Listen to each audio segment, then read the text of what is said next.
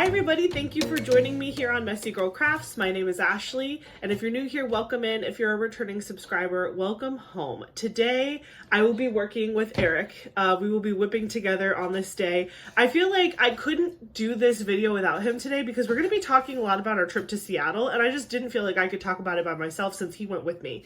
So, hi Eric. Hi. Eric is my husband, for those of you who don't know who he is, and so sometimes in whip-in chats we like to whip together. Usually he's working on a Lego and I'm working on a diamond painting. So Eric, what are you going to work on today?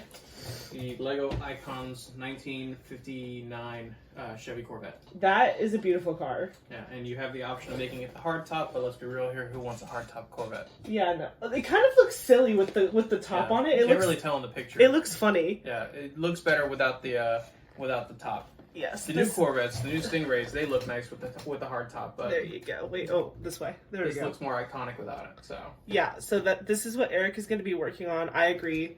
The Corvette needs to have the top down, but that's awesome. So is that 1,210 pieces. Did you think the Lego number was how many pieces there were? Yeah, I saw this, which is the model number, and I thought it had 10,000 pieces, and I was like, that was ambitious.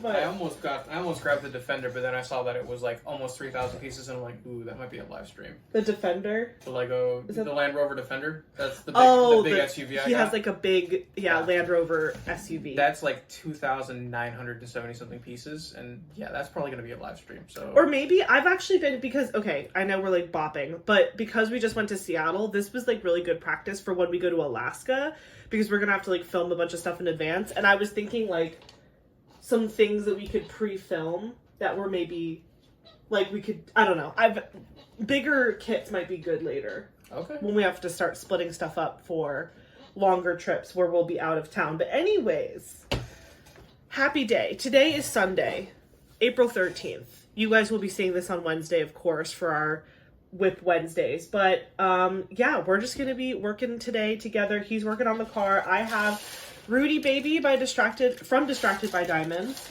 I don't think I've actually done a formal whip with this one because this has been my like weekend project pretty much since the new year. I can't remember.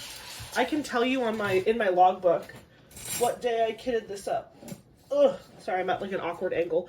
Okay, so I kitted up Rudy Baby on February 1st. Okay, so actually not as bad. I thought I kitted this up like first thing of the new year, and I was like, man, I've been working on this thing forever.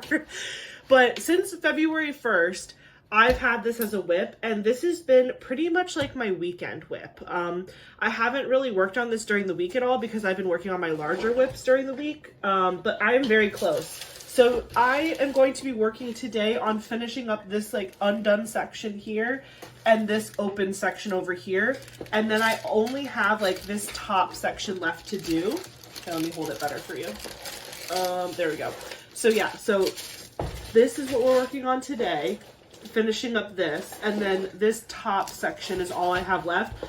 If I could get this done in February, I would be so happy. Or sorry, February, what am I saying? April. Are you good back there? I'm just unpacking. I'm like hearing all this noise, and then I like drop my thing, and I'm like, hello.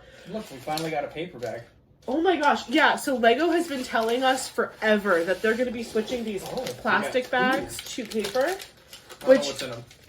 What? I don't know what's in them. So. Oh, well, yeah, but they're planning to switch over so it's less waste and less like plastic. It's better for the environment. But they've been saying it for like over a year. Yeah, no, some of the new stuff I think is going to be doing it, but because we buy a lot of older things too, we haven't been seeing it as frequently. This feels like the roof. And it might be the windshield, because I think one must be one and one is the other. Yeah. So. But anywho, so yeah, working on Rudy Baby. I'm hoping to get this done in April if possible. The only thing I'm trying to not be over ambitious, but if I were to shoot for the stars here, it's, again, the 13th. We have, like, 2 full weeks of April left, and then April ends, like, in the middle of the week. So, like, 2.5 weeks of April left. In my dream of dreams, I would love to finish Rudy Baby and the 2 pretty little gems that I took with me to Seattle. I got I got I got half of each of them done, maybe? I honestly can't remember. I think I did maybe 6 canvases overall. That is so loud. I always think it's louder here than I think it is in the video, because you guys are always like... Listen, they love this, alright? Hold on while I pause and, like, throttle my husband. Anyway. If it's longer than an hour, guys, you know I'm dead. They won't know. For them, it'll feel like a second, but then you just won't be here. They'll be like, where'd Eric go? We're gonna put the SpongeBob cut in there a few moments later. Instead of moments, it's gonna be 3 hours later. Oh, while you're crinkling, can you grab I wanted to show them the ones I finished. Where are they? They're in the bag that we took yesterday to... we took several. You need to be more specific. The canvas bag that has the magic stuff in it, I think. Yeah, because the one that's downstairs? Yes. Oh, great. The one that's downstairs. Anyway, he's gonna go grab that because I wanted to show you what I did while I was on the plane. I mean, if you guys were following me on Instagram, I'm pretty sure I posted all of my mini canvas finishes on Instagram while I was on the trip. But I think it'll be cool to show you now too. And honestly, I just can't remember how many of them I finished. I want to say I finished 6, but I can't remember. So he's gonna grab that. But yeah, in April, I would love to finish Rudy Baby. I would love to finish the rest of the canvases from the 2 Pretty Little Gems, which, by the way, Pretty Little Gem is, like, top tier mini canvases. Like, top tier. I'll have them linked in the description box below if you're interested, because I had a great time. So far, I still have some more to do, but, like, this was my first experience with Pretty Little Gem, and I'm fully obsessed, fully invested, love the render, love the drills, love the canvas. Love. Okay, so that, and then the super, so those are like the more realistic, what I really do want to focus on, but the next level, my next, like, my vision for April finishes is also to finish Flower Crazy, from Diamond Art Club, because I really want to I want Flower Crazy to be done so I can kit that down, and I can kit up my Ivy Dolomore for the month of May in the system that is currently housing Flower Crazy. But we'll talk more about that when we talk about diamond painting specifically. But just in case you were wondering, like, what my overarching goals are for April, I for sure want to finish Rudy Baby and the 2 Pretty Little Gems. And then my pipe dream is finishing Flower Crazy, which may or may not happen. I will try to get closer, but I don't know if I'll reach the mountaintop, so to speak. But I will try. So anywho, that's what we're doing. He's getting the, whatchamacallits, the Pretty Little Gem canvases. This is the cute, that I'll be working with today, the tray. This is from Bijou Bliss. Bijou Bliss makes, like, my favorite trays. They're magnetic. And this was their Christmassy one. So it's got the green lines inside. It's got a magnetic stopper on it. And it's got candy cane stripes on the side. And then I have my Peachy Keen pen, which I've used before on the channel. It's absolutely gorgeous. What'd you get? He made me a Diet Coke, people. He really loves me. What'd you make yourself? I just got myself a can of Coke. Oh, okay. That's can fine. of Coke Zero Cherry. Coke Zero Cherry. You know, for the diet. Yeah, right. The diet. Oh my gosh, again, something else that we could talk about later, but we had a doctor's appointment the day after we got back from Seattle, and it was wrong. It was wrong. Nothing less than what I expected. Yeah, so this is the box from Pretty Little Gem. When I was traveling, I just put both canvases in here. So basically, I had 2 Diamond Art Club, like, toolkit bags, and I just put the drills, which were already in little baggies, and I just wrote dessert. Oh, here, there we go. I wrote dessert and garden on them, so I knew which was which. And then I brought my Tracy's DP World gingerbread putty for my multi-placer, and I had glue dots in my single placer. This was the pen that I used from Jim's Handmade Pen Shop. The lighting is not doing it justice because it's really pretty. Oh, there you go. You can kind of see it better.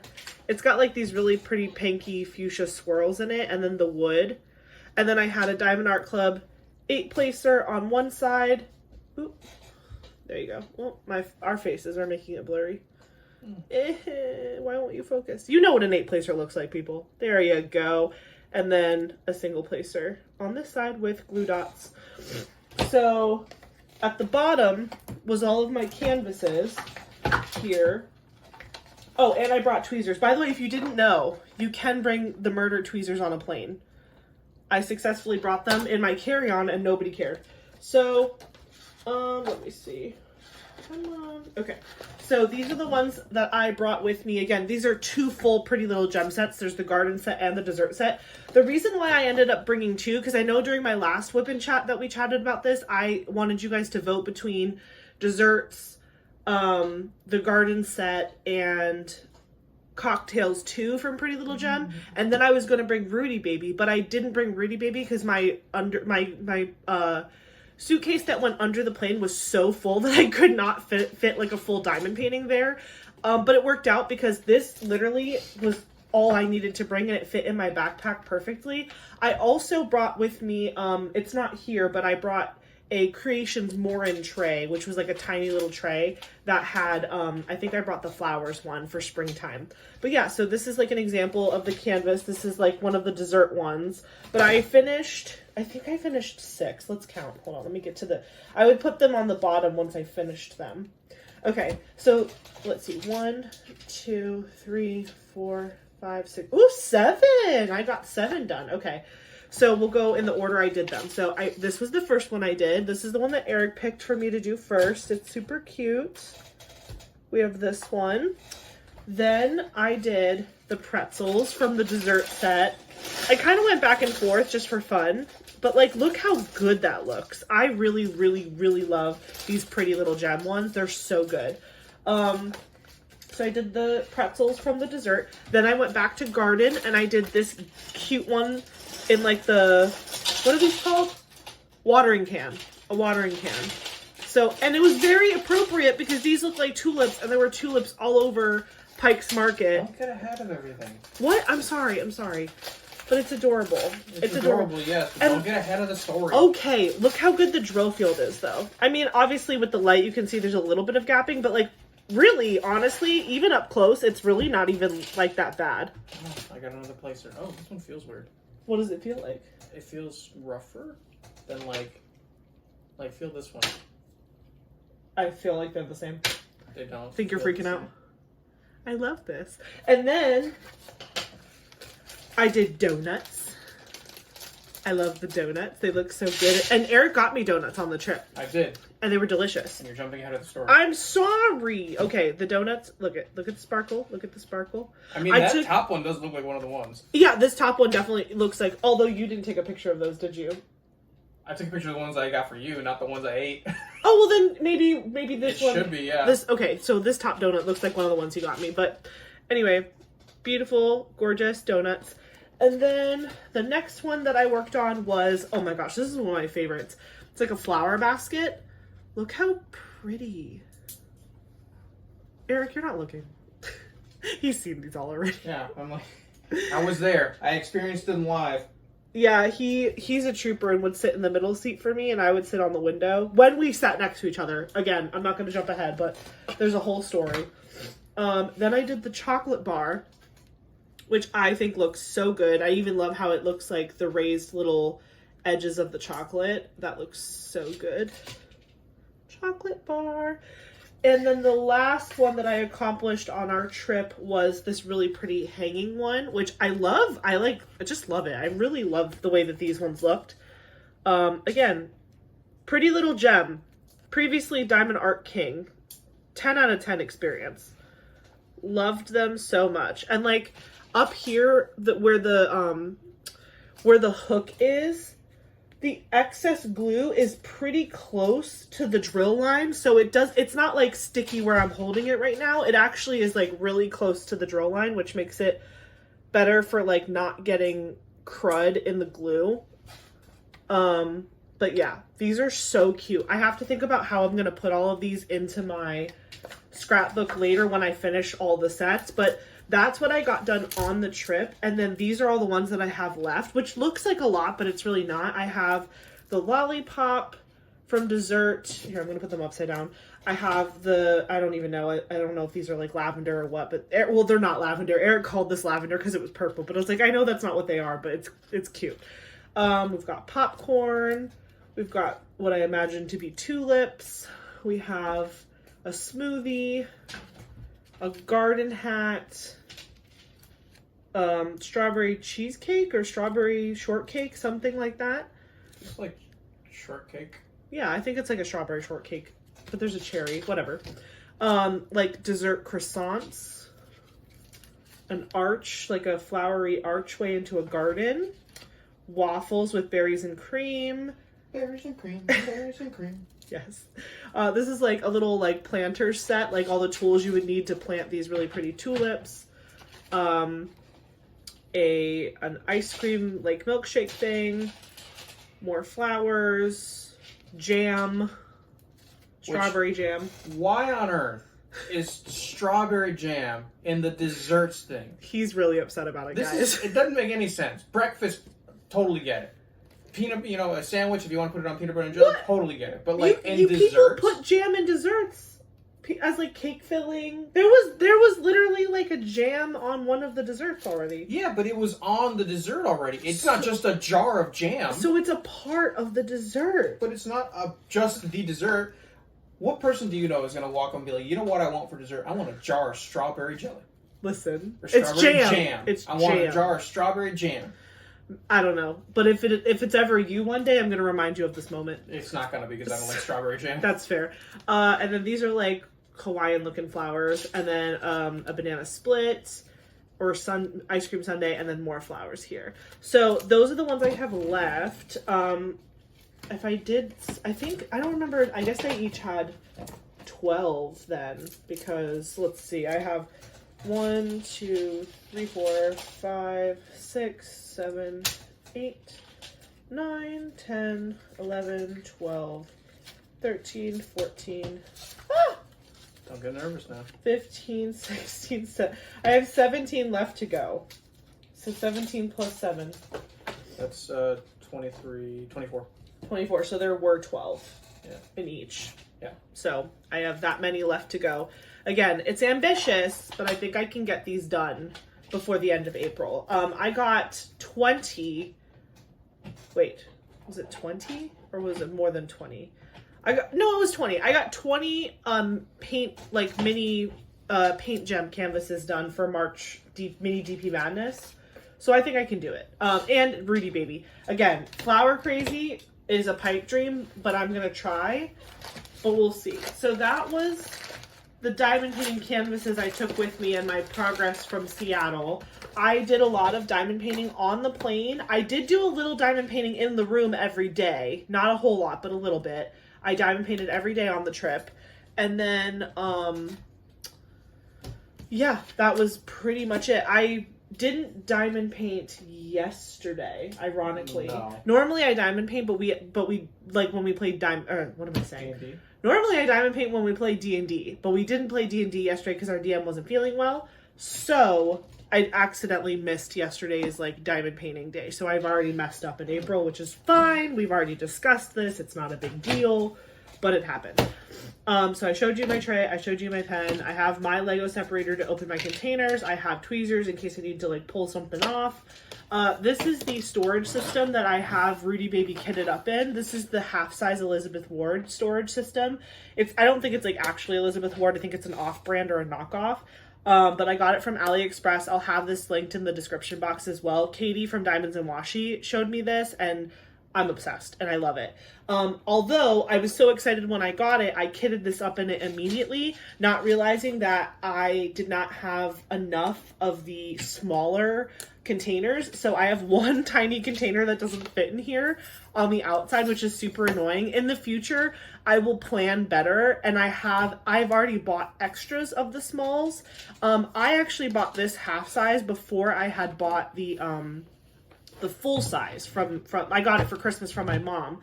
So these came in before Christmas, and I hadn't opened the one for my mom yet, so I couldn't steal from each other. Do you know what I mean? Like I couldn't like make it work. So it is what it is. It's fine. But next time I will only use the half size if everything can actually fit in one of the boxes. I bought two. So I have two of these half size ones for Elizabeth Ward system storage, but I didn't want to use a whole second one just for one small little like container.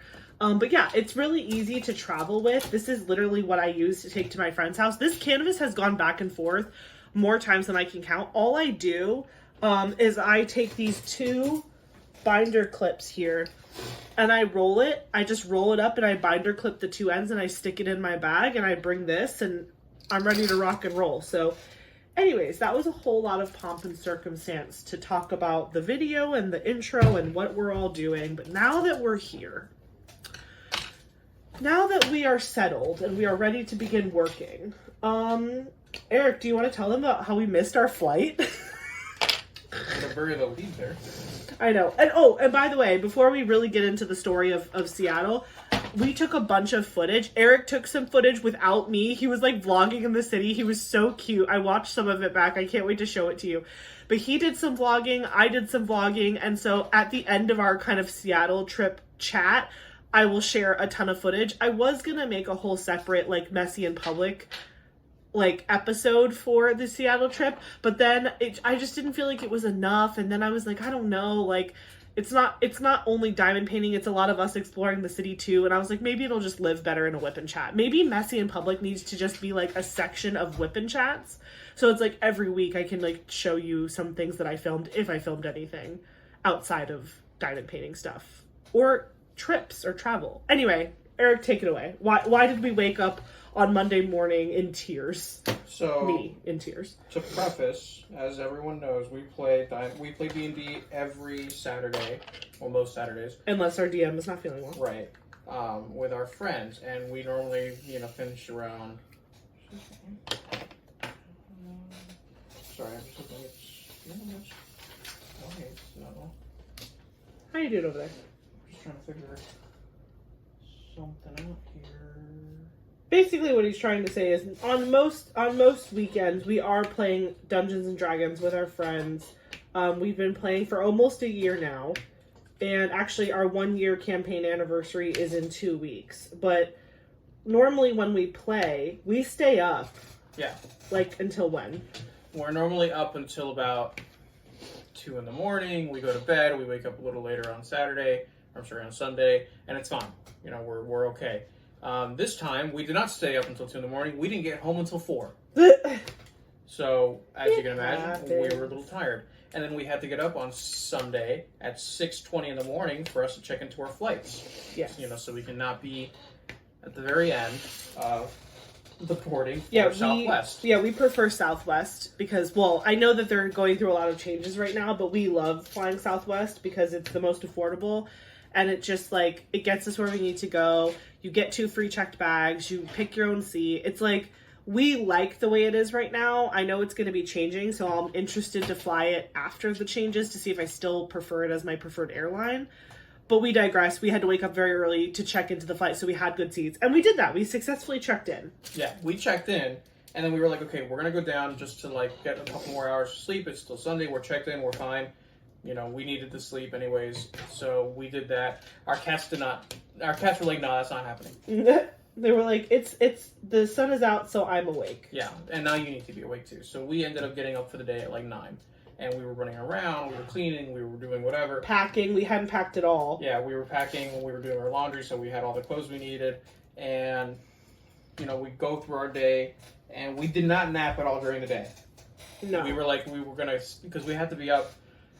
For us to drop the cats off at the in-laws, for them to drive us to the airport, and for us to check in with enough time for us to go through security, have something to eat at the airport before we get on the plane, we were like, okay, we need to be up at 2:30 in the morning.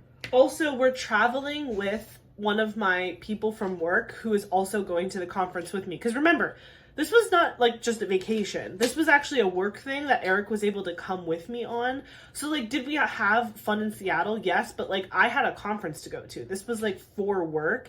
And so one of my team members was on this trip with me. And also she brought her boyfriend. So we planned to fly together there and back. Like we booked the same flights. Anyway, go on. So we go to bed and we end up laying down at like 10:30. He did suggest, what if we don't go to bed? What if we took a nap during the day, then wake up at like 10 and then just be up? And I was scared about that because then I was like, well, but I have to actually go to the conference. Like, so Monday was the first day of the conference, but it was also the day we were flying in. We were supposed to get into Seattle around like 12:30, Uber to the hotel, drop our stuff off, and then I had like an opening welcome session at 4:30 or something like that. So I was like, if we don't go to bed, like, I might die. But she decides against it. We just go ahead and we lay down, and we set the alarm. We use Google to do all of our alarms like we do for work, and we both hear it say, alarm set for 2:30 in the morning. Mm-hmm. And we're like, okay, we go to sleep, and we fall asleep. All of a sudden, I wake up, and I look at my phone, and it's 5:55, and our flight leaves at 6:20. He was like, oh my gosh, we overslept. When I heard that come out of his mouth, my body, like, I convulsed out of the bed. Like, I was like, what are you talking about? And I turned to look at my nightstand. My phone is not there. I'm like, what is going on? So I run into the bathroom. I never put my phone on the charger last night. My phone was literally sitting, like, next to the toilet. I was like, did I lose my ever-loving mind last night? Like, I literally left my phone. It didn't charge all night. He had set the Google alarm, which we definitely heard that. But, like, you would think if we had a 3 a.m. flight, we would have had backups on our phones, all this stuff. I look at my phone. My mom and my stepdad have called us 50 times in a full panic, and the last text message that we got from them was like, we're gonna drive to your house in 10 minutes if you don't say something, because they thought we were like in trouble because we were like supposed to be at their house at like 3 o'clock in the morning, and like it's like 5:50, and I'm like, Eric, we're gonna miss this flight, like there's no way. So I immediately call my mom. She's like, oh my god, what happened? I was so scared. I'm like, I'm so sorry, we overslept. Robbie, my coworker, is texting me like, where are you? We were looking for you. We're boarding the plane. I'm like, oh my gosh. So I text her and I'm like, we missed our flight. I'm so sorry. We overslept. And she was like, oh my gosh, I'm so sorry. We should have called you. And I was like, it's fine. It's fine. I'm going to rebook right now. So literally I jumped on my computer and I panic bought us new flights that left at like what? They left at like 11? Well, no. So they were supposed to leave at 10:30. Right. But then when we got there, and it was 6 a.m. So we're like, that's fine. Yeah. And the new flights, what it was is that they had an extra connection. Now we were going in 2 stops instead of 1. Right. Originally we were supposed to go from Tampa to Phoenix, and then Phoenix to Seattle. Now we're going from Tampa to Dallas, Dallas to Phoenix, Phoenix to Seattle. Dallas Love Field. Yeah. It's different. And we were supposed to have, in between each stop, we were supposed to have an hour, which is more than enough time, deboard, board, whatever. Not a lot of time, but enough to like get off the plane, pee, and get on the next plane. Right. So when we get to the airport, because at this point we're like, screw it, let's just go to the airport, see what we can do. Well, yeah, because I was like, at this point, I'm so shook up. Like I'm the type of person where in extreme circumstances, I am very good in an emergency situation, but I feel the effects of the tremors of the emergency after. Like if something bad happens, I immediately go into like action mode, and my whole focus is how do I solve the problem.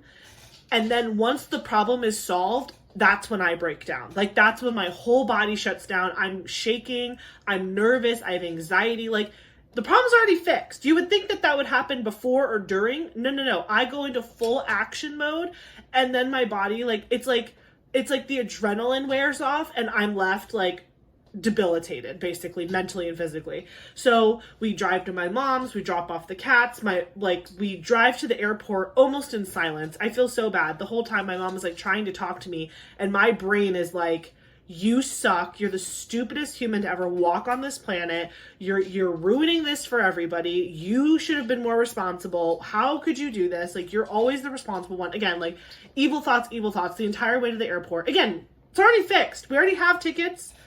We had to pay $200 extra for each, so it was like an extra $400, which was so annoying, but like, whatever. Again, it's a work thing. I'm like, I have to go. This isn't something where we can just be like, oh, if we get in later, whatever. Like, no. I was like, no, I have to be there. So, whatever. So I'm just like negative thoughts the entire way to the airport.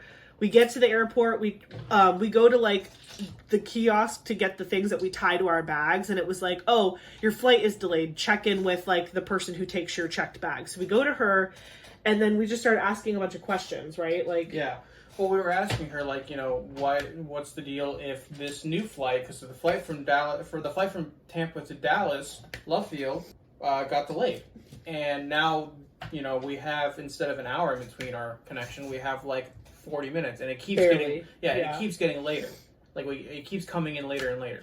And we asked the lady, like, look, you know, what's the deal here? Like, we have to make this flight. She said, well, you're still going to make it, and it's still going to happen because it's still technically a legal connection as long as it's over 30 minutes. It's still a legal connection. Yeah, so at any point, an airline can say it's a legal connection if it's at least a 30-minute layover, which is absolutely insane, because when we tell you the rest of the story, you're going to realize that if our gates were not right next to each other, we would have not made the second plane. But anyway. So we go ahead and we're like, fine. So we go wait for our flight. We have breakfast there at the airport.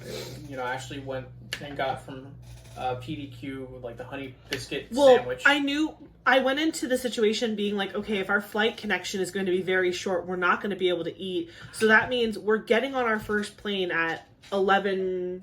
What? We ended up getting on the first like 11:40? No, it ended up being, I think, 11:15. Whatever. It was like 11 o'clock. We were not going to be able to eat a full meal again until 6 p.m., 6:30 p.m. when we got to Seattle, because the layovers were so short. So we, like, you know, so I assumed, let's eat a huge breakfast while we have time to on the front end. Like, let's get to the airport super early, eat something huge, and that will hopefully sustain us throughout the rest of the day until we get to Seattle. So we eat like big breakfasts, almost like lunches basically. We get on the plane, everything's fine, we take off, we land in Dallas Love Field, and because we had to book our new flights at 6 o'clock in the morning the day we were flying out, when we checked into our flight, we were like because the way Southwest does it, if you're not familiar, is they do boarding zones, which that's going away too. Now they're going to start doing assigned seats, which again, I'm very interested to see how all that goes. But you do boarding zones. So based on how you check in, we were like C something, both of us. And so, or he was like B, he was like the end of B and I was the beginning of C, whatever. So we were in the back of the plane because we wanted to sit next to each other. So instead of like picking middle seats closer up, we want to sit next to each other, not thinking, oh my gosh, like we're going to have to get off the plane really fast when we get to Dallas. So we're at Dallas Love Field. We are literally in the back row of the plane. The last row of the plane. I look at my thing. By the way, my Fitbit never syncs with my phone. So the whole time we were on this trip, my Fitbit told me what time it was back home, which I thought was hilarious. And I feel much better about time zones now because I literally was using my phone to tell me what time it was where I was, and my Fitbit to tell me what time it was back home. So I feel like that was a really good experience getting to see that. But anyway, so my phone is telling me that our connection is in 25 minutes. Like, it's leaving in 25 minutes. Not the boarding starts. It is closing the doors and taking off in 25 minutes. We are in the back of the plane. Everybody stands up when the plane parks, the whole 9 yards. We begin to freak out, and we stand up immediately. There were a couple families in the back that were still like futzing with their kids, so we kind of scooted up past them pretty fast, like before they stood up, and we were like still in the back, like half of the plane. And I was like, Eric, I know that we don't want to be these people, but I think we're gonna have to start asking people to get out of our way. All we had was our backpacks. We didn't have like carry on, all this other. We had backpacks, and that was it. And so Eric was like, okay. So he taps the guy on the shoulder in front of us, and he was like, hey man, we're so sorry, but we're about to miss a connection. Like, can we get past you? And he was like, yeah, man, no problem. And so he moves forward to like let Eric and I pass. And the moment he leans forward, this other guy pops up and stands up in the aisle. And I'm just like, oh my gosh. So Eric says the same thing to the guy. He's like, hey, I'm so sorry. We're about to miss a connection. Like, can we get past you? And he was like trying to open the overhead bin, and he was like, yeah, man, sorry, dude, we're all trying to get off this plane. And we're like, we're not just trying to rush off the plane so we can go like have a drink at the Starbucks. Like, we're trying to get off this plane because like literally we have 20 minutes at this point to get on the next plane. Like, and we don't know where the gate is yet. Like, we're freaking out. And so the guy like begrudgingly like kind of leans forward, and Eric just like bum rushes past him. I jump over him. Then there's all of the rest of the people on the front half of the plane that are still deboarding. And I'm just like, babe, maybe we should just wait it out. Like, I don't want everyone to get pissed off at us, whatever.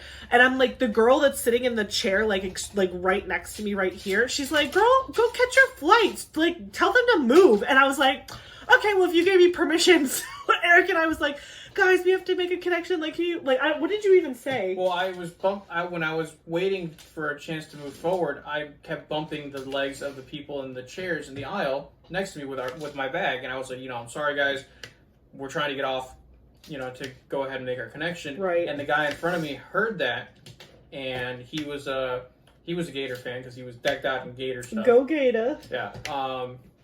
He's like, oh yeah, here, no, go ahead and get in front of me. Where are you guys going to? And I'm like, we're going to Seattle. We got to catch a connection for Phoenix to go from there to Seattle. Yeah. He's like, oh, when is it board? I'm like, right now. Literally. It's like it's boarding right now and leaving in 20 minutes. And he's like, oh yeah, no, go. He pretty much shoved his entire family back into the chairs and was like, go. And everyone else heard what was going on, and they all like moved out of the way for us to run off the plane. It was beautiful. I was like, that one guy was so rude. I'm like, and again, like, in the future, if I am on a plane and it's never happened to me before, but if it ever happens in the future, I will give them the same courtesy. Like, if there's anyone giving me, like, panic eyes, like, if I don't get off this plane, I'm gonna die, I will move. Because if it's not a big deal for you, but it's a big deal for somebody else, like, let them go. Like, just let them go. Let them go. It's whatever.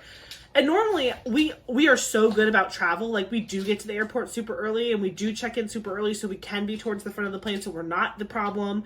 But we were the problem. We were the problem that day, and we had to own it, and it was what it was, but it was whatever.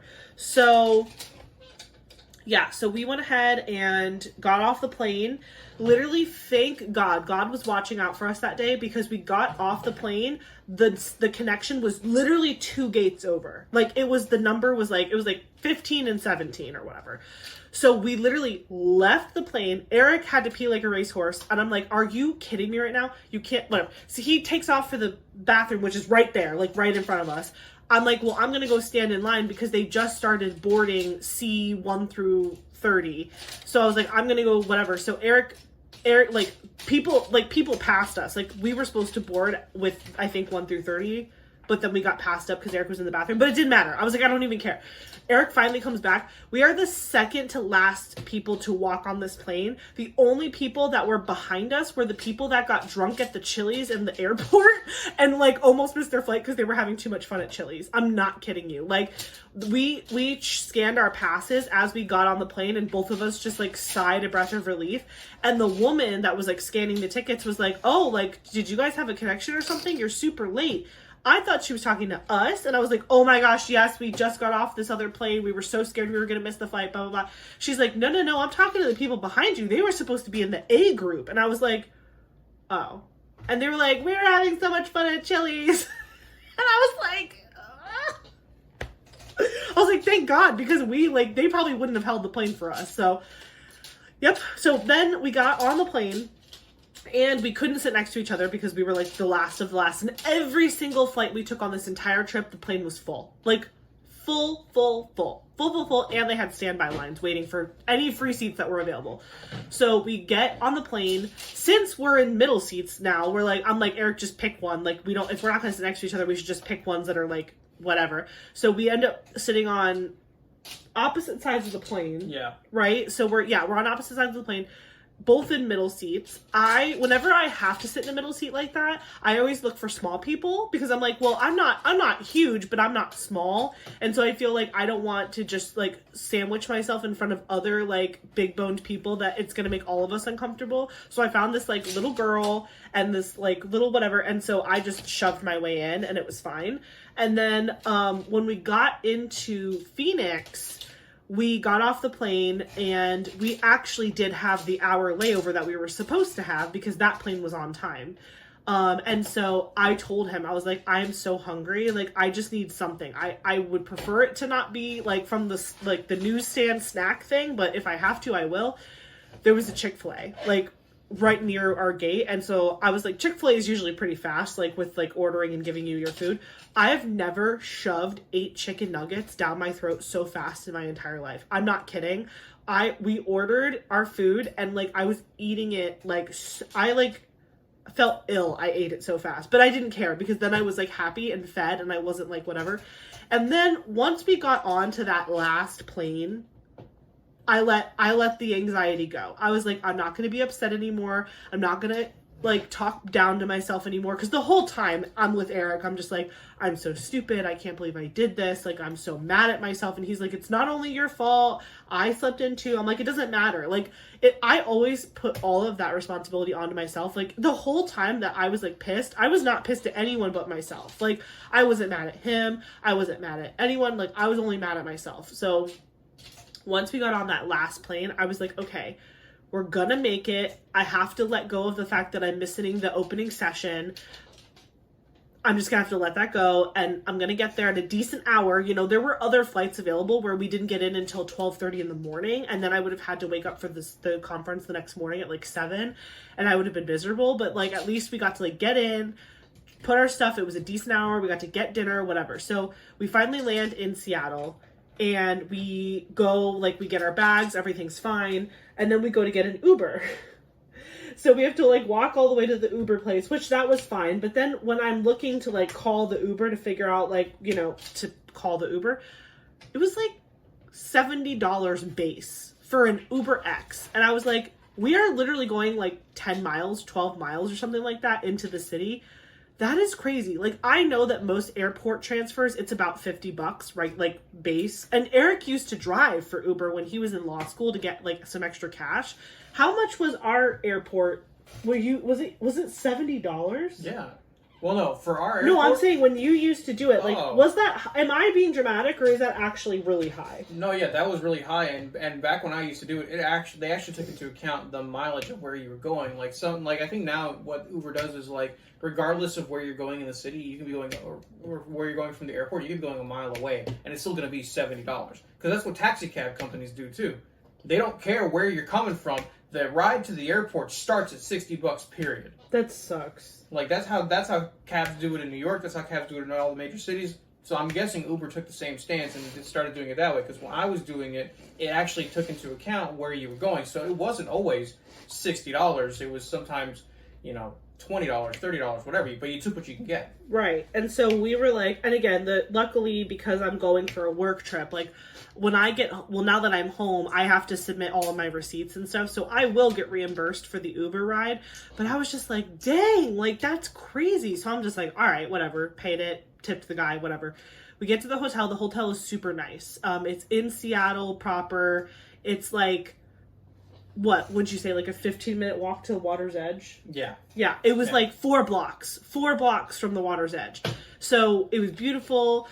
We got there. If you didn't know this, Weston is owned by Marriott, and I'm a Marriott member. So we got like a little room upgrade, which was nice. So we got to go on like a higher floor or whatever. So we had a great view. Again, if you don't follow me on Instagram, go ahead and check it out. It's in my description box below. I posted a picture of me diamond painting in bed with my view out of our big windows. It was stunning. And also when I show you guys footage at the end, I'll show you footage of the view from our room and all that too. But yeah, it was a beautiful room. But we get to the hotel, we check in, we go up to the room, we drop all of our stuff off, and then we're like, okay, like, it's 7:30 at this point, so it's not even that late. I'm like, it's 7:30. I texted my coworker to let her know that, like, I arrived safe. She was like, I'm going to bed, I'm so tired. It was like literally 7:30, and she's like, I literally can't exist, I'm so tired from traveling all day. And I was like, respect, because she got up on time and got like the flight that was at 6 o'clock in the morning, so she was like super tired. But she was like, you really didn't miss anything, because I talked to her obviously throughout the conference, and she was like, literally, it was a welcome session. It wasn't like an educational session. It was like a welcome session and then like a mixer at the bar to like say hi to everybody. And I was like, okay, I don't feel as bad missing that. It wasn't like I missed like this great session that was like informative. And she was like, no. I was like, okay, good. And she grabbed my badge with my name tag and all that stuff for me, so that was good. So then I fully felt better. I'm like, okay, now we just need to figure out dinner for us. Because again, we had eaten Chick-fil-A at like 2 o'clock at the second flight change. And we hadn't eaten since. And now it's like 7:30. So I was like, okay, we need to eat dinner. But nothing too big, but just something. And all of a sudden, we're both looking on our phones. And like everything is like about to close. Everything. Like everything is like closing soon, closing soon, closing soon. And we're like, what is going on? We're in a city. We're in Seattle. Like, no. Seattle, everything closes at like 8 o'clock at night, I swear. Like, there's some stuff that's open later than others, but like the majority, like Pike's Market, which is like a big touristy thing there. It's like the fish market, Pike's Market. It's where all the craft shops and all the things and the foods and it's like the big thing there. Closes at 6 p.m. Okay? And then all of like the local restaurants really do start to close around like 7, 8, 9 o'clock at night. And a majority of the food places are more like geared towards breakfast, lunch. Not as many like dinner options that aren't like either super fancy or like doesn't close early. It was very strange. Again, if you wanted to go to a dive bar or something, like, yeah, I'm sure you could find one, but like we were just looking for like a normal type of like dinner, whatever. So I found this pizza place. It was called Serious Pie. And it was delicious. It was like, it said closing soon, but it was really close to the hotel. So it was like a block away. So we walked to this pizza place, sat down, had like some oven, wood-fired pizza, whatever. And it was good. But they were like, we were like the second to last customer there. Like they were like, okay, like, can we give you your check? Because we're closing. And they had to like let us out. They like locked the door and they had to like let us out.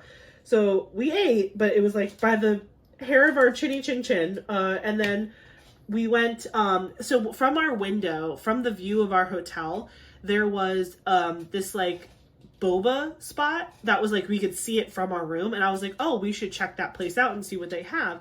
Because I just wanted like a little sweet treat. Like I didn't know what I wanted, but I wanted something and I didn't have anything with me. And so we went to this place and they had the most delicious boba. They had like what is it, brown sugar? Yeah, it was brown sugar boba. Oh my gosh. In the clips we'll show you later, I actually show you like where they keep the boba. It's like this big, I don't even know. It's like this big like container thing. It's a pot, but it's on this like stone thing. Yeah, it's like it's on it looks like a stone it's like brick oven. It looks like an altar. But like it's on there just to stay hot. Yeah, but it keeps the boba hot, and it's just like churning in this deliciously melted brown sugar mixture. Oh my gosh. And I'm weird with texture. Like I didn't think I would ever like boba tea or tea anything because I don't really drink a lot of tea either. But they had this coffee one where it was like a milk tea, but it had this, what is it called? Dalgona foam? Dalgona foam? I don't remember. But it was like whipped coffee and sugar foam on top, and then like the milk, and then the brown sugar boba at the bottom, and they put a good amount in there. So they said the trick was to stir it 18 times to get the best like flavor combination. So I did that. And so we mixed it, and then I had some, and we went back there every single day. We went every single day to this boba place because it was that good. But yeah, so we had the boba, we walked back to the hotel, and then we went to bed for the night, and that was pretty much Monday. But what a day. We were so tired. Like, we were literally back in the room by 9 o'clock at night, and we had felt like we were like, went 15 rounds with Mike Tyson. Like, truly, we were so tired. And then Tuesday was like my first full day of the conference. So they provided the conference attendees with breakfast from 8 to 9. And then the conference started at 9, and then from 9 till like what, 4:30? Yeah, about 4:40. About 4:30, 4:40. That was like me at the conference, like that whole time. So I woke up, I got dressed, I went to go have my free breakfast with the conference, and I met up with my friend, and we like had a great time. But then, Eric, do you want to share about your adventures on Tuesday while I was at the conference? Well, she woke up, she went to the conference, and I got up slow. I think I left the room at like 8:45-ish, something like that. And Ashley, before we had gone, had sent some like recommendations of places to eat. Yeah, I tried to do my research so we had some ideas of places we wanted to go. And one of them was like this coffee shop, bless you, called Cherry Street Coffee, or Cherry Street Cafe. And there happened to be one right next to the hotel. So I was like, all right, I'll just go there for breakfast. Was it a chain? Yeah. Oh, I didn't know that. Yeah, they had multiple locations. Excuse me. Bless you. So I went over there and I checked it out, and I got a bacon, egg, and cheese on a jalapeno cheddar bagel, and it was delicious. Only you. No, it was delicious. And then they made me, it wasn't, they didn't call it a white chocolate mocha, but they just called it a white mocha, and I was like, all right, I mean, that's white chocolate. That's a white chocolate mocha. So I got that, and it was delicious. So from there, I just went and walked around. I would pull up my phone and look to see what was around, and I was like, oh, this looks interesting, and just walk there. I found like a park where it had like a stage and all that, and this is all in the video that I took. It had a stage, it had like a little play area for the kids, and it was across the street from an Asian food hall. And I was like, oh, that's interesting. So, I never knew that there was so much good Asian food in Seattle, but now that I think about it, it makes sense. Yeah. There was so much good Asian food there. Yeah, Holy cow. It was and a like lot fish. It was a lot of good food. So then I went walking around. I went from there. Where did I go from there? From there, I went down to where Pike's Place, the public market, was. I didn't go in because I know that Ashley wanted to like see it. So I was like, oh, I'll wait for her to go in and walk around it. But it was open when you It was open, yeah. No, people were there shopping. But then I just kind of walked around. I found like this little stationery shop called Mochi Things. It was next to this other place that had like Japanese, I don't know, what is it, cutlery, earthenware, home decor and all that. Yeah. And then I just walked around, and I had seen, while I was walking, like, there was the park next to the water. And I was like, oh, that looks interesting. So I went and found I found a street where I could go down. I took video of me going down this street because it was steep. And we had to go down it several times. Well, we went down a different street, I think, than the one I went down. But really? Whatever, yeah. They were all very steep, close to the water. And I was like, oh, okay. So I went down there, and I found this park that had these two totems that were... Originally, they had totem poles there that were part of art pieces. And I don't remember exactly how they ended up being the way they are, but it ended up being that they were just two steel beams. And they were part of the story was that they were in the process of restoring them back to the way they looked before they were destroyed. But the artist that was restoring them died during the process, so the city's still working on getting everything put back to the way it was. But I walked around the park, you could see just nothing but the water, and then on the right-hand side, and when you're facing the water, you see the Olympic Mountains. And then on the left-hand side, you see like the Ferris wheel and the port where all the cargo ships go, and like you can see the T-Mobile Stadium and the football stadium and everything. And then I'm high up. I'm not like low, level with the water. I'm actually pretty high up, and behind me you can see all the buildings for all the apartments and the office buildings and all that.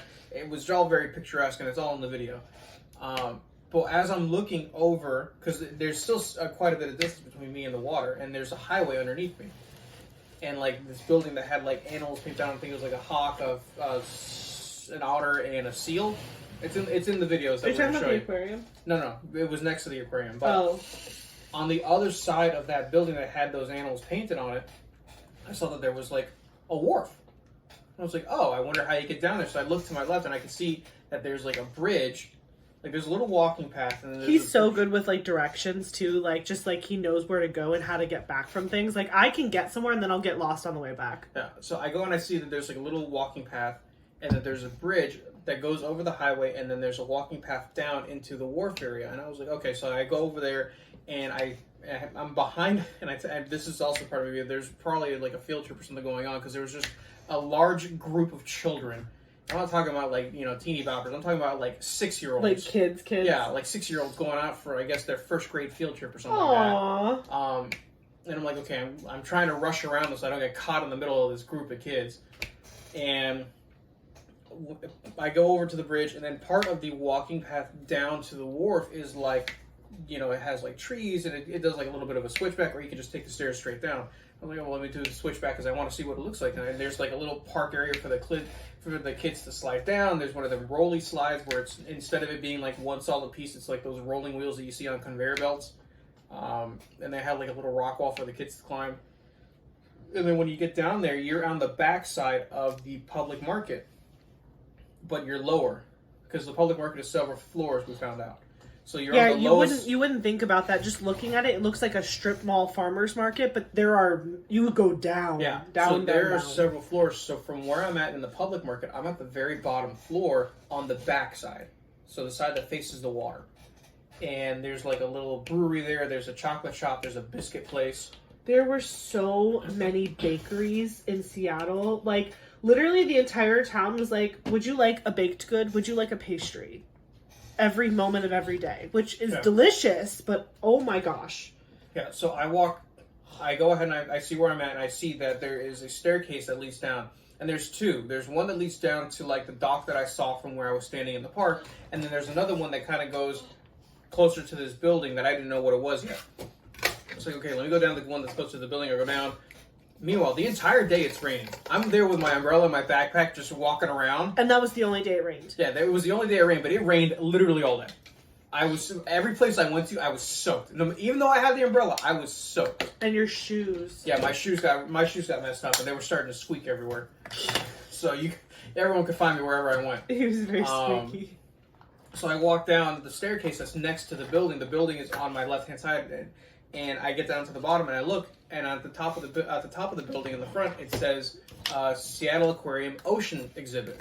I was like, oh, that's cool. And I look on the other side. There's like this warehouse-looking building it's all covered in algae and green and all that. It looks old, but it looks like it's well kept old, as weird as it sounds. And that's the Seattle Aquarium proper. And part of the ocean exhibit, which was across from it, when you walk into some glass doors, but then if you look up, there's an aquarium. There's a tank right there. And in the lobby or whatever? No, not a lobby, outside. Oh. Like because you walk, the building, think of the building being like a square, and like the bottom corner of it being cut out for the walkway in. The top of it is the top of it, when you walk into the square, is the aquarium. That's it's so like cool. the tank. That's awesome. So your dad would love that. Yeah, so I looked up and I took video of it, so you're going to see it in the video later. I looked up and there was just fish swimming around. I was like, oh wow, this is really cool. And I go onto the wharf proper and I look down and I'm looking I'm looking in the direction that all the tankers go to get the cargo unloaded, and it's just miles. And I'm like, okay. It's of the dock the sidewalk of the wharf, yeah. Okay. And I was like, oh, and there was buildings along the whole thing, each one having something different. It's so crazy when like the tanker ships come in and they have all the containers on top, and then you watch the ship come, like, because the weight is being taken off of the tanker, so you watch the ship get taller and taller because the weight, it's coming out of the water, like it's coming out of the ocean, and those are big ships. They're huge. Yeah. So I walk all the way down, and I pop into like different shops, and there's video of me. There was one place that was called like the Miners Landing, which had like, food court, and it had like an arcade for the kids. It had this 3D ride experience. There was this Ferris wheel that you can get on top of. That's also where I got for Ashley a pound cake and a cookie from the Alaskan sourdough company that was in there. Which we went back to because I was like, how do we not eat sourdough? Well, because in my head, I'm like, I'm here at, I think when I was there, it was like 10 o'clock in the morning. They had just opened. Oh, man. And I was like, I'm not bringing, I don't know what time I'm getting back to the hotel, and I don't know what time she's going to be done. But it was good we did it the way we did, because it gets hard fast. Yeah. So it was good that we did it the way we did it. So I checked that out. They had like a pirate shop in there that sold all this different stuff. And the oddity shop. Yeah. I went walking down further. There was, restaurants, little holes in the wall, like mom and pop shops that just sold like open windows to the public, just chowder, sandwiches, fish, everything. There was ice cream shops, and then I kept walking down, and then all of a sudden I see on the side of one of the buildings it says Seattle Curiosity Shop. I was like, all right, well now I need to go look at it. It's got I'm this curious giant about sign. curiosity. I'm gonna go in there because now I'm curious as to what they had, and right. I went in there. They had a bunch of different things. They had two-headed animals. They had shriveled up cavemen called Steve.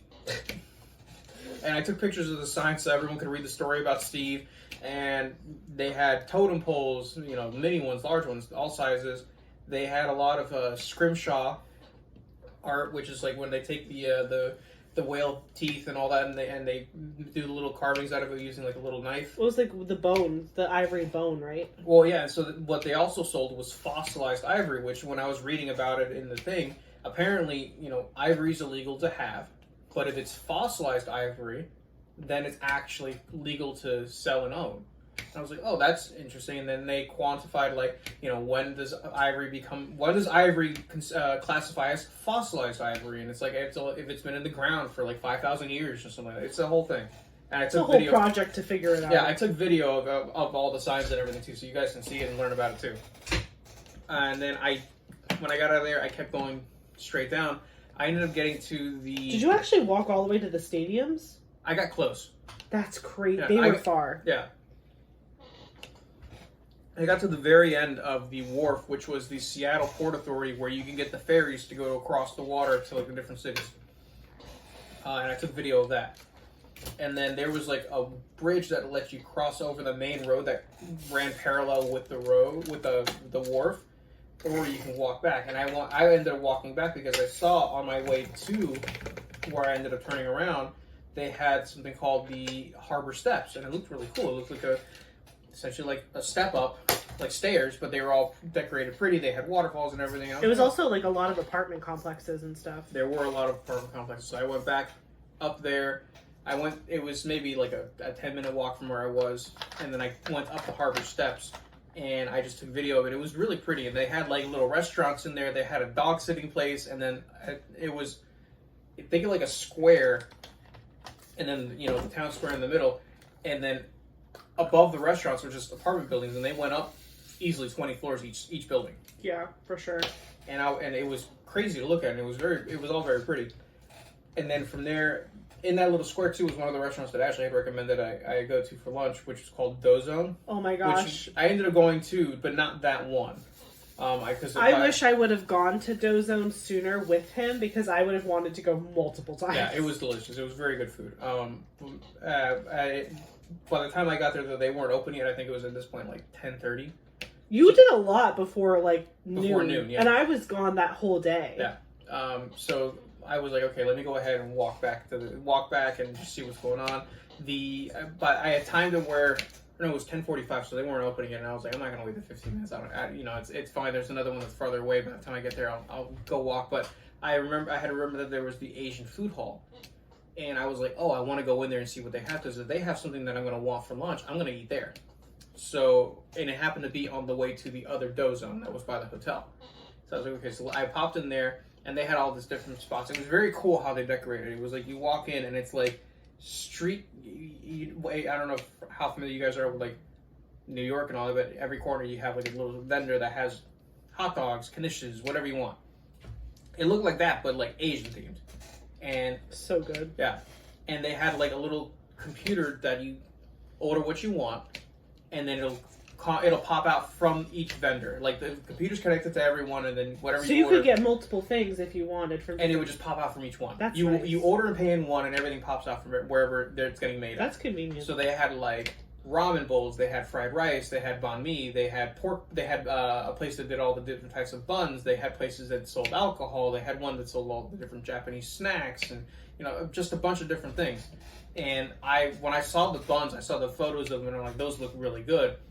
Of course, that was the one that was closed. So I was like, all right, well, and I was like, you know what? I'm not gonna have this big meal because I don't know what we're gonna do for dinner.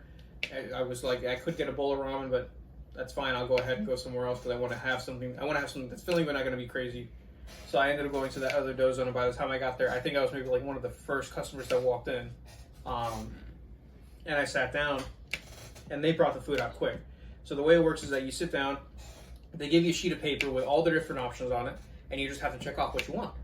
So I looked at it and I was like, okay, they had the soup dumplings, they had the buns that you can get either steamed or pan fried. They had wontons. They had regular dumplings.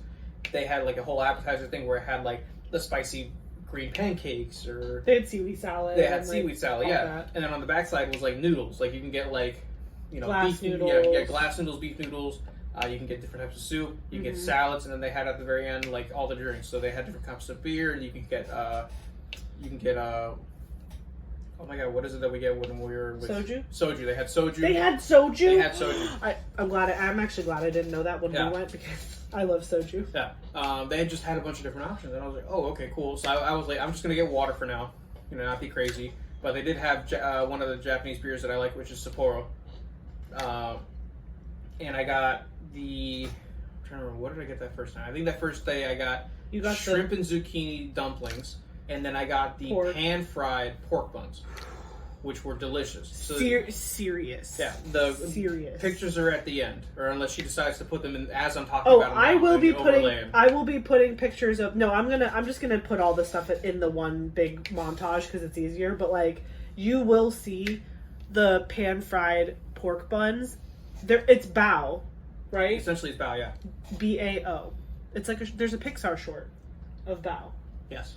It's called Bao, I think. Disney Plus, check it out. But yeah, anyway.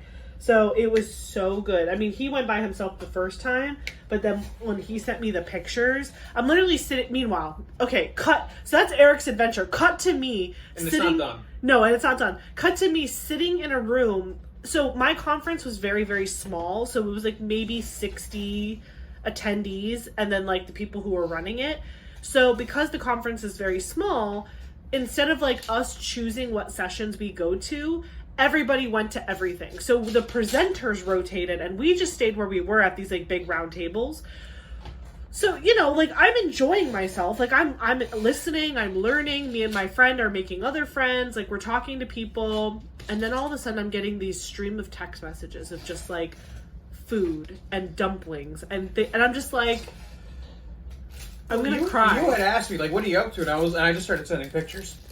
He was sending me pictures of like the desserts and the breakfasts and the buns and the this, and I'm just showing my phone over to my friend, and I was like, "Do you see this fool out here having the time of his life?" It's the same thing that happened. This was years ago, but years ago I had a work conference in Las Vegas, and that was the last time I got to bring him to one of these like big events. He was up and down the Vegas Strip by himself having the time of his life. Meanwhile, like, I'm in this conference, like, buttoned up, looking sharp, whatever. And again, it's not that I wasn't having a fun time, but man, he definitely knows how to explore a city by himself. Let me tell you what.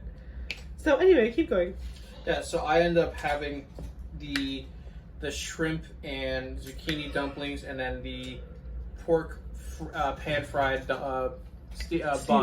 Yeah, no, they weren't steamed, they were pan-fried, but yeah. And it was all delicious. Which only the bottom was like crunchy. Yeah, it was like the bottom was crunchy and then the rest was soft dough. Yeah.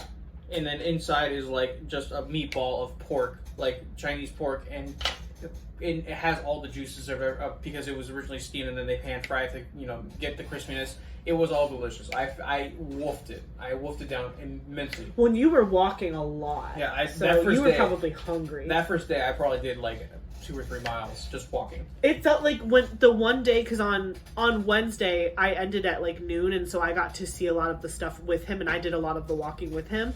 We walked in a span of like 7 hours, the same amount of time that we would have walked in like Disney World. Yeah. Like if you have like a Fitbit or you track your steps, sometimes in Disney World, if you like go from rope drop to fireworks, you're walking around 24 to 26,000 steps. We did that in like 7 hours. Yeah. In Seattle, and it was up and down all the hills. Yeah. So after I finished eating at Dozo, I took a little video of it, and across the street was the convention center. Well, across the street was the convention center, but then across the street that actually was the new convention center that they had just built, and then across the street to my right from the Dozone was I think it was the Paramount Theater, where I took video of that too, and then I just walked around again, essentially to the giant square. And I walked past the Moore Theater, and I saw a couple other sites on. It was very artsy. Yeah. Seattle was very artsy. Very artsy. And I went back to the hotel, and then that's where I went to. I was like, okay, she gets done at like 3:30. At this point it was, I think 1. So I was like, let me go back to the hotel because I wanted to work out. And he's like, I want to work out. Meanwhile, he just walked all over creation. Yeah, I went back to the hotel so I could work out. And, you know, shower and be ready for her when she wants to go ahead and start walking around and explore the place herself. So I get back to the hotel, I shower, and then I just wait for her. Yeah, I worked out. I get back to the hotel, I worked out, I showered, and then I just waited for her to finish. And then she came up at like 4:40. And then we were together. And so we had learned, obviously, the night before that, like, things shut down very fast. So I knew that we weren't going to make it to like Pike's Market, like to go shopping and stuff, but I still wanted to see it because I was like, well, let's go down to the water's edge and just look around. Because again, he had already done it, but I was like, let me just see, like, scope out tomorrow when I get out at like noon where I want to go. So that way we can go and get there because we'll only have about like 5.5, 6 hours to like do stuff. And so he was like, okay. So I came upstairs, I changed into my street clothes, we walked around outside. The weather, the entire trip. Again, Monday was the only exception. Monday, it was rainy for him. Tuesday. Tuesday. Tuesday was rainy for him. But Wednesday and Thursday was the most beautiful weather. It was like 60 degrees, full sun. It was at night, it was cold and because it was windy off of the water, but oh my gosh, like, again, we're both Florida born and raised. To like look across the water and see like the Olympic mountain range was, my brain couldn't compute it. Like, I just couldn't compute mountains. Like, I was like, my eyes are playing tricks on me. Are those just low-hanging clouds? No. They were ice-peaked mountains. So it was amazing. We walked around, but I was like, we really need to figure out dinner sooner than later because things are going to start closing. And when I had been doing research prior to us leaving for Seattle, I found this restaurant that I thought was really cool called the Pink Door. And so it's in downtown by the water. It's like near Pike's Market. You go down Post Alley, which is like this alley of like little restaurants and shops and bars. And there's literally just a pink door. There's no signage. It doesn't say that it's a restaurant. There's no like chairs. It's just like a pink door in a wall. And you open it and it's a big flight of stairs down. And then it opens up into this giant, wonderful Italian restaurant. And it was like weird and cool. It was very Seattle. That's how I would describe Seattle, as weird and cool. Yeah. But yeah, that was, and very, very artistic. Every corner, yes. I said this in the video I took, every street and every corner, almost every corner, had some kind of art gallery. Oh yeah, and street art. Like, there was a ton of like graffiti and like, obviously there was like tagged graffiti, but there was like purposeful graffiti and like wall murals and like all this stuff. It was beautiful. So we go to the Pink Door, we go down the stairs, we talk to the lady, and she's like, it's an hour and a half wait. And I'm like, well, honestly, Eric, it'll give us time to walk around and like explore what we want to do tomorrow while we wait for our table. And so he was like, fine. So he put our name in, we left the restaurant, and we just start walking around. Because again, we got there at like... We got there... 6? Yeah. 6? Like, it wasn't that late. So I was like, who cares? An hour and a half is nothing, and I haven't seen anything down here. So we put our name in, we leave the restaurant, we're walking around. I'm like, oh, I want to go here tomorrow, I want to go there tomorrow. We go into Pike's Market, because again, he didn't actually go in, he just saw it from the outside. So we went in and realized that it goes down several floors. So we were just like, oh my gosh, this is going to be so much to look at tomorrow. We're going to like get lost in a good way. So we're looking and looking and looking. And then finally we go back to the restaurant and they're able to seat us. So we end up sitting at the bar area just because it was like the first available, and I was like so hungry. I was like, I don't care if we sit at a bar. Like, that doesn't bother me. So we sit at the bar and we're still like in the main part of the restaurant. Like, the bar is not like separate. It's like you go like down the flight of stairs and it hits you right. Like, when you get to the bottom of the stairs, that's the like check-in table. And then all to the left of the check-in table is like the seating, and the bar is right behind the check-in table. So we're still like in the main part of the restaurant. And they, obviously it was like too cold, but they had outdoor seating too, where you got a full view of like, I think it's Puget Sound. I don't think it's actually the Pacific Ocean. I think it's Puget Sound. Let me know in the comments if you know Seattle really well, or that area of like the Pacific Northwest. I think in Seattle, the water that you're looking at is Puget Sound, not like... pronounced Puget. Puget, whatever. Puget Sound. I don't think you're looking straight out at the Pacific Ocean, because there's stuff on, like, obviously you can see the mountains, so clearly, like, I think maybe on the other side of the mountains, y'all can let me know. I don't really understand the Pacific coast as well as I do the East Coast, or the Atlantic coast. So, anywho, we got there, we sat down, we started looking at the menu. It was Italian, which is like my favorite, and everything was incredible. We had, I never say it right, arancini.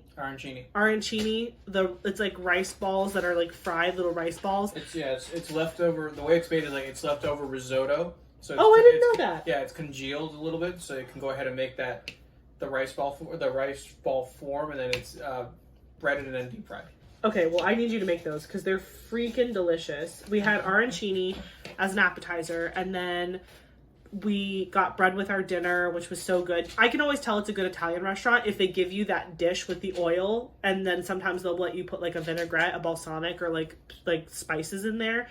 When you can dip your bread at a restaurant, that's how you know it's a good Italian restaurant. But anyway, we got that. I got the it was like spaghetti and meatballs basically, but it was like Mama's meatballs. They were like really, really good.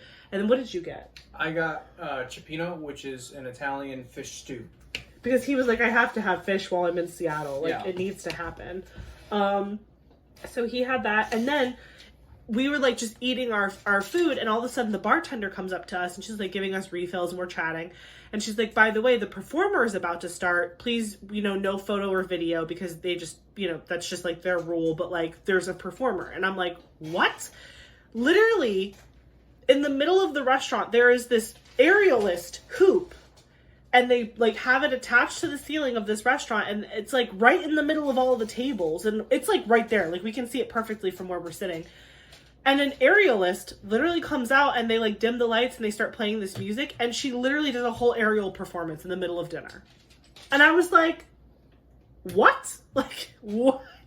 And like the restaurant is like, everything is very close together. Like her toes were like straight up, like really close to people's tables. It was crazy. Yeah, like one wrong move and he would have been tasting what her feet have been walking around in. Yeah. But it was, obviously she was a professional. She did a great job. The aerialist was really cool. But I was like, oh my gosh, dinner and a show. Who knew? So we had dinner. We saw the aerialist. And apparently that's like a thing at the Pink Door. They have different performers. Like every night there's a different type of performer. And we just got lucky that it was like a really cool aerialist. But like they have singers and like jazz musicians and whatever, piano. And it was just so cool. So anyway, loved that. Left there. And I was like, well, I need boba. So we went back to the boba place. And then that was kind of the night, Tuesday. Yeah. Right? At that point, we were like, we need to go back to the room. We're exhausted. Like, yeah, we were super tired. We had been walking up and down hill. We took showers. We went to bed. And then Wednesday was my last day of the conference, and it ended at 12. So I woke up, went downstairs, had breakfast with my team, did the conference, whatever. What did you do on Wednesday when I was with That's when I went and got the donuts. Oh, that's right. So tell them about the donuts. They were so good. Yeah, so I woke up and, Ashley was like, where are you going to go get breakfast today? I was like, I don't know. I'll figure it out. And I same time, I left at like 8:45, and while I was just hanging out in the room and getting dressed slow, I was just on my phone looking up like different breakfast spots, and I was like, I haven't really gone other than to the sourdough place, seen any other bakeries. So I was like, oh, what bakeries or like what pastry shops are around? So many. And I saw one it was called Top Pot Donuts. I was like, oh, okay, so it's a donut shop. Okay, cool. And it was only 2 blocks away from the hotel, so I was like, all right.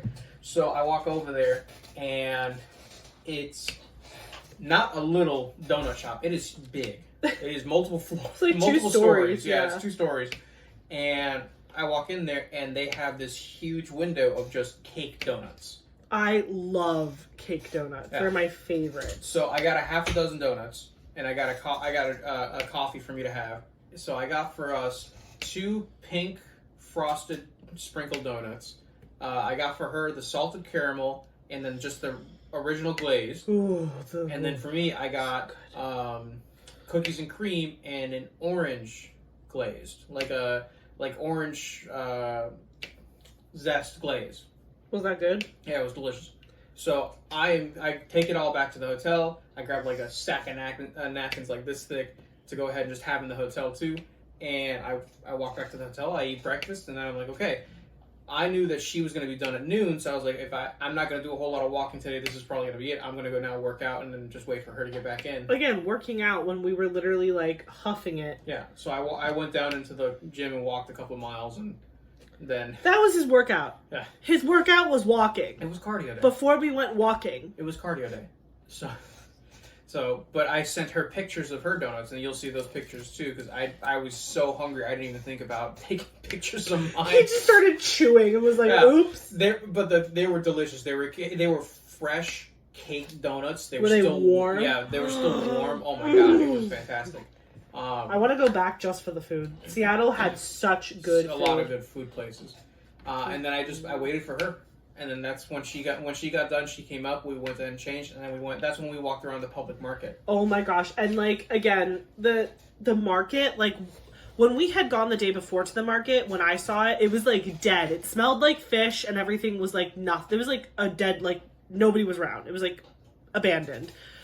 When that market was open, it was poppin'. There were vendors everywhere. There were people walking up and down to all the stalls. There was crafters. There was glass workers. There was like pottery. There was so many florists. There was like the people throwing the big fish and putting the ice on the fish. And It was like incredible. It was so fun to walk around. And it all smelled, I mean, not for her probably, but for me, Well, it smelled fantastic. For me, I don't smell very well. My nose is like busted basically on the inside. So like it wasn't bothering me.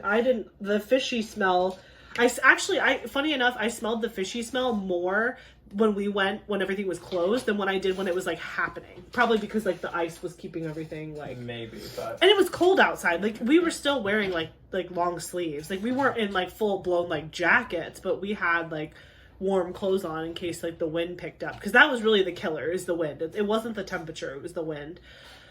But yeah, so we went around the market. We went up and down and up and down. We were like struggling to figure out what we wanted to do for lunch. So we didn't even eat lunch until like 1:30, 2 o'clock. But we finally settled on this delicious deli.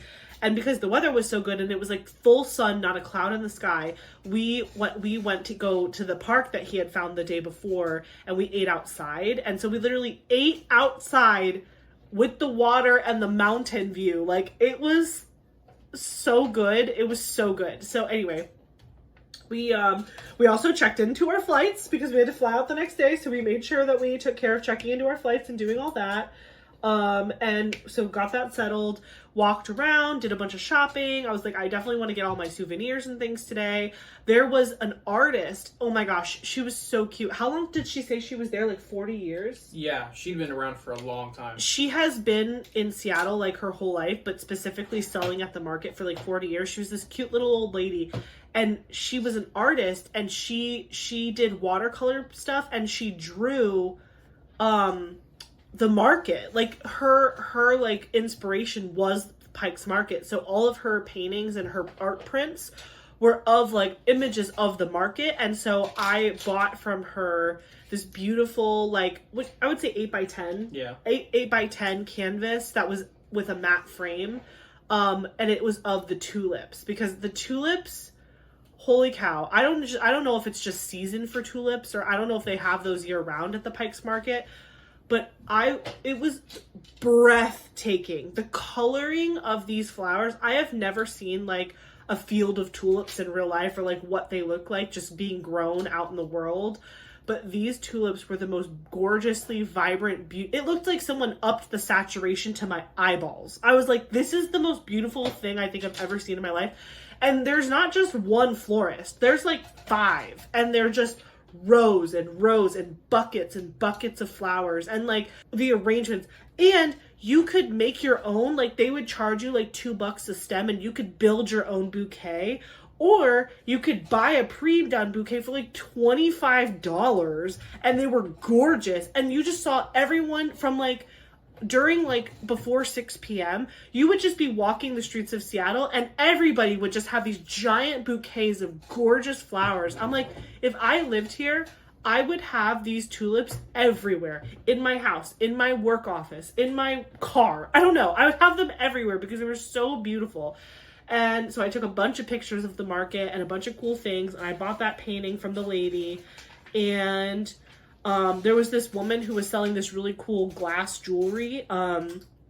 She said that the glass the material used to create the jewelry was the same stuff that NASA windshields are made out of. So I was like hooked. I was like, all right, you sold me already. So I got my mom and I these cute little rings. So I got us little ring souvenirs. Also, everything in Seattle was like Sasquatch this, Bigfoot that. So I got a couple cute things for my stepdad because he loves like Sasquatch, Bigfoot stuff. And then, did you get anything? Shirt. He got a shirt. I travel to eat. Yeah, that's true. He wants to spend his money eating his way through the world. I do too, for the most part. Actually, no, that's not true. I like to see stuff. I am huge into like buildings, architecture, history. So like I want to spend my money like getting tickets to like go to a museum or to go see something or whatever. He lives to eat. My mom lives to shop. So really between all of us, we are the trifecta. Yeah, I mean, I'm one of those people where like if I'm walking down the street and someone says, oh, like if a local says, oh, you got to try this spot out, that's where I'm going. Like, yeah, he specifically is looking for the restaurants that have below an A rating. No, not necessarily below an A rating. Like, Although the Chinese restaurant, that's what you go for. Well, in New York, that's just because that's the one that my family, every time we go, we always go to this one spot because it's delicious. Yeah. Like, you get, and it's stupidly cheap, too. Granted, I don't know how cheap it is now, but, like, when we went, when did we go to New York? Was that last year? With your family? No, with yours. Last year. It was last year, April. Almost a year from now. Oh, yeah, wow. Jeez. So last year we went to New York to go ahead and go completely off topic. And we went to the Chinese restaurant, and I had gotten... It's called, like, Big Wong or something like that. Because originally, the original place got turned into a pharmacy, and then I guess the new owner they moved to a different spot and changed their name, whatever, but it was all the same spot. Like, I recognized the restaurant, I recognized the food. It was ducks in the window. Yeah, the ducks in the window was the key. So we went in there, and for a plate of roast pork, a plate of fried rice, and a big-ass bowl of wonton soup, it was like $25. Mm-hmm.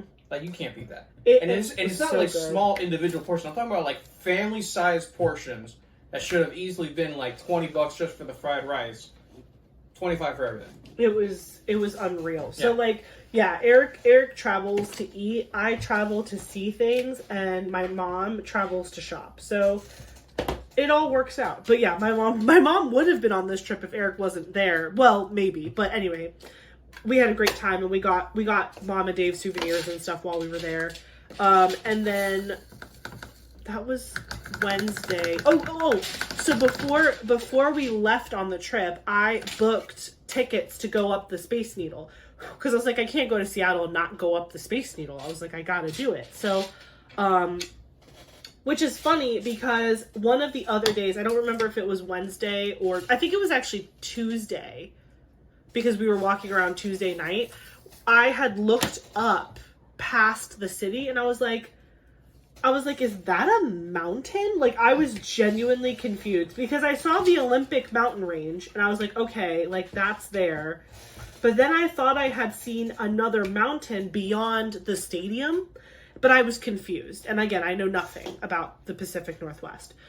But I knew that Mount Rainier, or Rainier, however you say it, Mount Rainier was somewhere around us, but I didn't know what direction to look. I could have looked at my phone, I just didn't.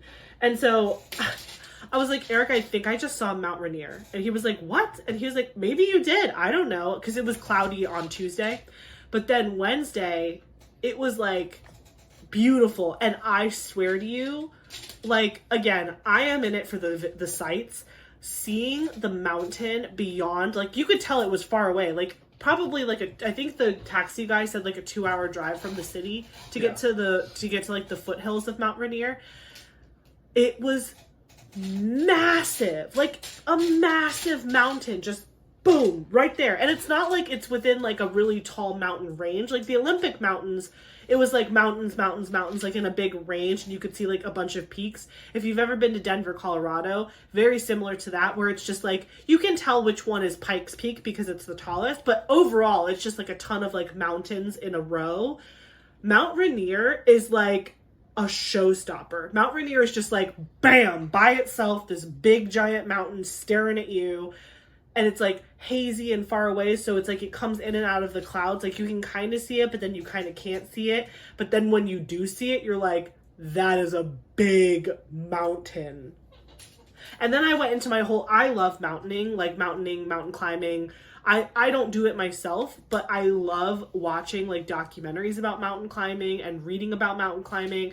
And like I loved all of those documentaries about like free solo and like the free climbers, and like it's so interesting to me, and I love watching people do hard things. Like, I just don't know what to tell you. I'm obsessed. Funnily enough, Courtney from Diamonds Are a Girl's Best Friend, her and I share this love, and so sometimes we'll send each other crazy videos of people doing crazy things on mountains. Like, she sent me a video of someone, I think they skied down K2. I don't know. Courtney and I geek out over the mountain thing. But anyway, so I go and start deep diving into like all of my favorite like YouTubers of like mountain climbers. And I didn't realize it at the time, but when I looked it up later, Mount Rainier is, I think, about 14,000 feet. Mm-hmm. And so I was just curious because again, I'm staring at this mountain. I feel so small. I'm like having a moment. And I'm like, I wonder how big that is compared to like Everest. Because Mount Rainier is not the biggest mountain in America. I believe that's Denali, right? I don't know. Let me look You're up. the mountain person. I know. I think Denali, which was previously named Mount McKinley, is the tallest peak in the Americas. Or in the United States. I can check. Yeah, I don't know. Tallest It's a big mountain. mountain It's in about as far as I get. America. Mount McKinley, yes, which is Denali. Okay. So to give you perspective, okay, Mount Rainier is like 14 and change. Mount McKinley is 20,310 feet. So an additional like 6,000. Then you think of Mount Everest. Mount Everest is like, I'm going to look it up to be sure, but it's like 26,000. Mount Everest. Height in feet. 29,032. 35, 32, I don't know. It's the internet. You know, you're never going to get a straight answer. But 29,000 approximate feet is Mount Everest. So if if Mount Rainier is 14 and change, imagine, like, in my mind, I was like, imagine another one of those on top of itself. Like, I blew my own mind. I was like, I cannot imagine looking at Mount Rainier and then thinking about it doubled and that being Mount Everest. It just put so much into perspective for me. I was like, that is the craziest thing I've ever thought of. And then I just started watching a bunch of like mountaineering videos for the rest of the day. And Eric was like, you're boring. And I'm like, I'm obsessed. So, yeah, it was great. Saw the mountain. I had booked tickets for us and the other couple we were with. So again, my teammate and her boyfriend, we all four booked tickets to go together to the Space Needle. And I have pictures and video of all that I'll show you soon. But yeah, we did that together. So we walked down to the bottom of the Space Needle. It was beautiful. It was a great day. I booked it for 7:30 because I wanted it to be around sunset because I thought that would be really cool. And I didn't know this at the time, but once you go up the Space Needle, they don't kick you out. You can only go up the elevator once, but they don't care how long you stay up there. So like if you want to get up there and stay for like an hour or stay for 15 minutes, they don't care. Because most people don't stay for like probably more than a half hour and then they go back down, but like they don't follow you around and be like, okay, you have to leave. So we went up at 7:30 and then we probably were there for like 45 minutes. Yeah. Up in the, we stayed for a while because we watched the sunset while we were on top of the Space Needle, which it was kind of cloudy. So it wasn't like a, you know, an East Coast sunset where you're seeing it like over, I don't know. It was cloudy and hazy, but it was still really pretty.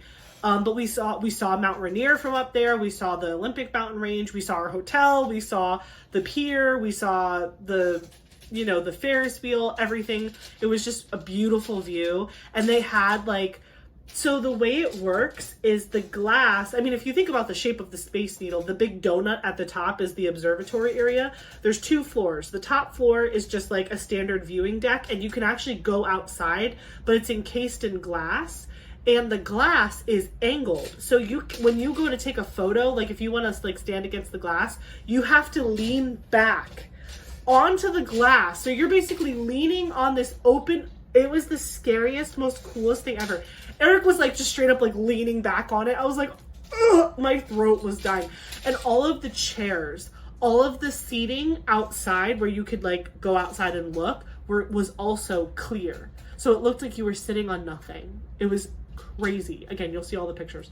But then the second floor of the observatory deck is a rotating restaurant bar thing. But you can still go down there like without going to the restaurant. So we went to the second floor, and that second floor, they had like a ring that had carpet, but then they had an outer ring that rotated, and that rotation of the outer ring had a glass floor. Like, so you could see straight down to the bottom, and it was insane. Like, it was really funny. The guy that we were with, that was with my friend, the boyfriend, he was like getting over his fear, and he did a great job. Like, he didn't freak out at all. He was so brave. But like every time, because this one's a jerk, and he was like jumping. Listen, I'm sure our viewers already know I am chaos. Okay. Oh no, I was gonna say a little crazy, but no, a little cutting it a little short. No, I'm batshit crazy. He's crazy, and so he's literally we see the open floor, and he's just like, I'm gonna go jump on that, and meanwhile the guy is like, I gotta go, so he like walks away, and then me also being married to the crazy person, I'm like, I wonder what would happen if there was an earthquake while we were up here, and they're like, okay, we're officially done with the two of you, we've had enough. Eric and I are like, I wonder. So anyway, we had a great time. Yeah. So then we go downstairs, we get a couple souvenirs, we leave, and then we go back to the hotel. And so this is Wednesday. I was supposed to actually stay for an additional 3 days. I was supposed to stay through Saturday at this conference because I was there for a conference for me Monday, Tuesday, Wednesday. But then there was a recruitment event happening where there was a conference for nursing students that was happening Wednesday, Thursday, Friday, Saturday. And I was going to go exhibit at that conference. So I was going to work the conference instead of being an attendee. But the college decided to go a different direction. So they still sent the students to the conference to attend it, but they didn't want me to stay anymore to work it in the exhibit hall, which was fine. But I felt bad because the students normally have they're adults, but when I say adult, I mean they normally have a chaperone or someone from the university to be there in case they need us for something. Again, we're not down each other's throats. It's more just hey, I'm here if you want to get dinner, or if you need something, or if you're not feeling well, or if you have a question, or what. It's just nice to know that there's an official from your school there as an advisor to just be there. Anytime our students do study abroad, we always send faculty with them. So this was kind of that. We didn't have faculty with us, but I was going to stay and kind of be that anchor point for them. But then I ended up not being told not to stay. So I didn't stay. So I still wanted to check in with the girls before, we left the next day. So I texted the student and she came downstairs and I took her to the boba place and she'd never had boba before. So that was really cute. So we got a drink with her at the boba spot. And then she said that she was doing fine. So that was fine. And then, we went upstairs and we went to bed. We packed and got ourselves ready for the next day. But we ended up having Dozone for dinner before going to the Space Needle. So that's when I actually had Dozone, and that's when I had the delicious pan-fried pork buns. I am now avidly trying to find them in the Tampa Bay area. I'm I need to find them. So if you guys are from this area and from Florida, tell me if you know where there's really good pan-fried dumplings. Let me know, because we researched it and the closest Dozone to Florida is in Texas. So I was that's not close enough for me to just justify. But anyways, dinner was delicious. The Space Needle was incredible. We had a drink with the student at the boba place. We went back, packed, left everything, went to bed, and then Thursday we woke up and there was a place, again, when I was researching ahead of time, and I'm sorry for the language of the name of the restaurant, but it's called Biscuit Bitch. I've already been cursing, I think. I know. At this point, I should put a language warning whenever you come on a video at all, because it's just Listen, I try to tone it down. You do okay. But so the restaurant is called Biscuit Bitch, and it's a hole in the wall. You can't sit inside of it. They literally have the kitchen, and then they pull out their essentially their check-in table where you tell them what you want, and then they go back to the kitchen and tell them what you want, and then they just hand it to you, and there's maybe 2 sets of tables out front of the restaurant. So we woke up at 7 o'clock in the morning to meet up with my friend to go walk down back to the waterfront to get it for breakfast. We had to be calling a cab to go to the airport on Thursday at 10. So we woke up at 7, went down to the waterfront, got the biscuits. It was so worth it to wake up that early because we wanted to get there early because they close at 1 o'clock and they get a line very fast because they're so popular. So they did the whole thing. We got our biscuits. We brought them back to the hotel. They had garlic grits, which was freaking delicious. Again, I can't say anything bad about any of the food I had the entire time we were there. I forgot to mention, on Wednesday when I had the whole day to explore, we went to the very first Starbucks and got a Starbucks, and I got some cute merch. And then we also went to back to the sourdough place, and I did end up having my sourdough because I needed to have it. But yeah, I can't say one bad thing about the food in Seattle. Every single place we went to was 10 out of 10. So we got the breakfast from the biscuit place. The biscuits were delicious. They were soft and buttery. Mm-hmm. What did you get? I got a Spam egg and cheese. I was like, you would get Spam. Spam is delicious. He likes Spam. But yeah, and then I just got a sausage one? Yeah, you got sausage egg and cheese. It's like a sausage biscuit. It was delicious. But yeah, we ate that, took a little bit of a nap, which was kind of nice because we didn't have to leave till 10. So we finished our breakfast at 8, took a little nap, little snooze. We were already packed. And then we went downstairs and we called the cab and paid, $1 million to go back to the airport.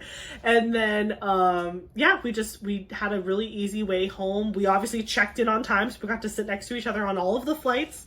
Both the flights to Seattle and from Seattle, I listened to my audiobook the entire time. I actually finished book 8 of the Zodiac Academy series, and I am currently on book 8.5, and after this one, there's only one more book of this part of the series. There's a spin-off that I'm going to listen to after this, but I'm just now in the beginnings of the second to last book in the Zodiac Academy series, which makes me happy and sad at the same time. But yeah, so I listened to my book and he was watching anime. What were you watching? So on the way to Seattle, I was watching the new Devil May Cry series, and then I was watching, which is on Netflix, and then I was watching, Sakamoto Days, which is also on Netflix. Both very good. And then on the way back, I finished Sakamoto Days because I had one episode left. And then I watched the Witcher animated movie, the Sirens of the Deep, which is out on Netflix. And then I started watching Zom 100. And I think I have 2 episodes left, which I'll probably watch when we go to the gym today. Oh, that's a good idea. Yeah, so he was watching anime things. I was listening to my book, and I was diamond painting. I diamond painted literally the whole time. It was great. The stewardess on the flight going to Seattle, where I wasn't sitting next to Eric, she was asking me about it and stuff. So that was kind of cool. And yeah, then we got home. We landed back in Tampa at 11:50. 10:55, 11:55, 10. No, it was 11 p.m. when we got picked up. No, it was later than that. It wasn't midnight when we landed. No, when we landed, we landed at 10:55. Yeah, we didn't leave until 11:30. Sure. But what I'm saying is our plane pretty much got in at 11 p.m. My parents were there. They picked us up. Eric drove us home back to my parents' house. We got the cats. They did so good, by the way. I'm so happy because Eric and I went back and forth a lot on if we wanted to leave the cats at my mom's house or if we wanted to leave them at our house and have someone come check on them here, because my mom has that new kitten, Stormy, and Stormy is a little aggressive with strangers, and so we were scared that she was gonna be mean to our cats and cause a problem. She was fine. The cats were fine. Everybody was fine, which is really good because when we go to Alaska for 2 weeks in September, we want to be able to put our cats together so that way someone can just come watch all 4 of them in one place. And now we know that can happen without full drama. So very happy about that. And that was a big win. So anyway, we picked up our cats, came home. We ate something quick on the way home because we hadn't eaten dinner, and then we went to bed. And then Friday, we both had a doctor's appointment at 8 o'clock in the morning to establish a new primary because our last primary left the practice. This is the second time that's happened to us. So we established a new primary, and then that went really well, although we were both very depressed at what the scale said because we ate our way through Seattle. But it was, again, we told them that that's what happened. They were like, it's fine, it happens, whatever. So we went to the doctor, and then he had to go to work. He literally got home, got dressed, and drove to work. I worked from home that day, the rest of the afternoon. And then that was pretty much it. So I guess, let me take a break. Why don't we show them the footage now? Is that a good idea before we talk about diamond painting stuff? Yeah. Okay, so we're going to do a quick pause, and we're going to show you all of the cool footage and pictures of everything that we just talked about, and then we will switch over to some diamond painting topics. So see you in a sec. Hi everybody, we are at the Tampa International Airport getting ready to fly out to Seattle. It was an insane morning. We missed our flight. We missed our first flight. It was supposed to be at 6:20 in the morning that we took off, and Eric and I had set alarms. I don't know what happened, but we missed our flight. We overslept, we didn't hear any alarms, we freaked out. We ran to my mom's house this morning, dropped off the cats, and we rebooked a flight that leaves here at around 10:45. Well, it got delayed, so actually it leaves at like 11:45. 11:45. So we're trying to make the best of it. We're trying to be positive. But good news is I did end up packing two Pretty Little Gem sets to do while I'm traveling, because it was neck and neck. It was like everybody wanted desserts, everybody wanted the garden set. So I just decided to bring both, and I did not bring Rudy Baby because I ended up packing my suitcase and it was way too full for a full-size diamond painting. So yeah, so I have this going on. Let me flip the camera to show you my kind of setup for the plane. Okay, so here's my setup. So I have the Pretty Little Gem box. I put this, this is gonna be the tray that I use. I put this just like in the pocket of my backpack. I also have in here glue dots. I have a box of glue dots in case I need extra, but yeah, this is gonna be my tray. This is from Creations Morin. I think it says it, yeah. Creations Morin on the side. And so I really like these trays for traveling because they just are very secure, but they're also small. They just fit in your hand like this. So yeah, then we have the box. So like I said, I brought the garden set and the dessert set, and it all fits in this box. So if you look inside, I actually did film kind of my kit up process. So after I film this clip, I will show you a quick little sped through version of me kitting this up. But essentially I have my putty, which I will use in my multi-placer. I brought this pen. This pen is from Jim's Handmade Pen Shop. It's got glue dots in the single placer, and then it's empty right now, but I will put my gingerbread from Tracy's DP World in the multi-placer. Then I have these. So this is garden and dessert. Basically what I did was I took a Diamond Art Club toolkit bag. Reuse, recycle, people. I took a toolkit bag, and then I took all of the little baggies that were already kitted up, and I just put the stickers on the bags, and then I put it in these bigger bags so they could stay separated, and it'll be easy for me to pull one out while I'm on the plane. And then at the bottom are all the canvases. So I have literally all of them. So you can see there's the garden set, and then if you look under, dessert set is underneath. So I have literally everything I need to do all of these canvases. I don't know that I'll get them all done, but hey, who knows? So, but it all fits perfectly in this box. So I can literally just like put this like this next to each other. I put the pen at the bottom like this, and then my putty. This doesn't fit inside. It probably could if I shoved it, but I didn't want to. And then it closes. Sorry, I'm doing this one-handed. There we go. And it just closes like that, and then you put these in so it's super secure. There you go. And so it just literally, that's the only space all of my diamond painting takes up in my whole bag. And so it fits in my backpack without a problem. It's easy and small for me to take on the plane. Yeah, and I'm really excited. So we have about an hour-ish, about an hour before we have to start thinking about boarding. So I'm gonna get started. I'm not gonna do like one whole set and then the other whole set. I'll probably go back and forth based on how I'm feeling. I'm pretty bummed about missing my first flight this morning, so I'm just gonna do one that makes me happy. But yeah, while I work on my first one, I will let you guys see the kit up process. Oh, here you are, face to face in this trashy bar. Another glass and I am going places. Makes me laugh about the irony of everything. I like the way you're thinking. I don't really care about the music on the dance floor. I don't really mind all the smokers in the bathroom. I don't care at all, baby. You got my attention. So you were saying, oh no, I don't see the logic of things. It's quite a lonely world that we're living in. Oh baby, you are something special, I'm sure. Everything makes total sense when you're next to me.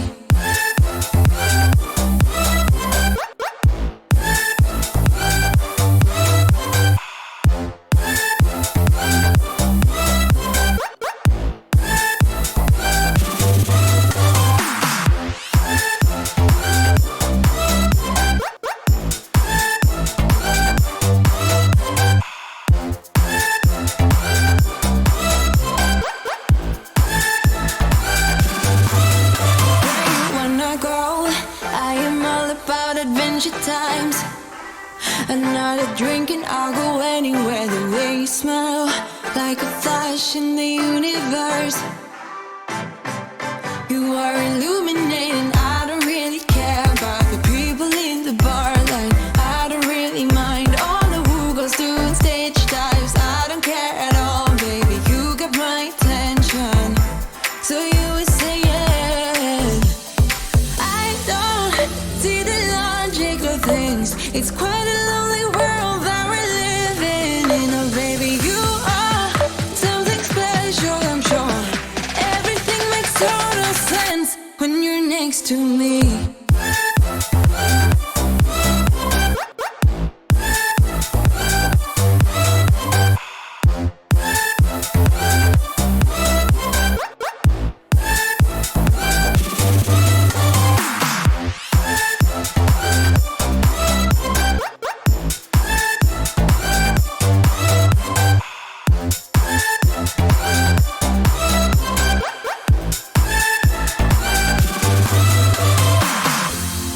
Even if I told you I could never let you go, I'm not so sure you believe me. But if I mean to show you, I will never let you go. No.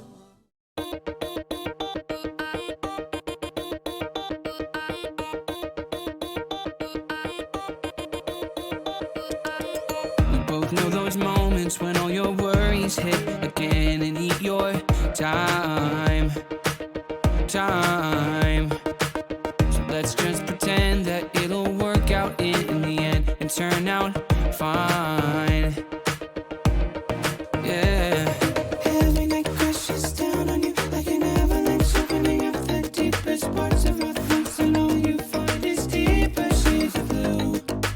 So let's dance for hours, letting time pass like the wind. What's on your mind?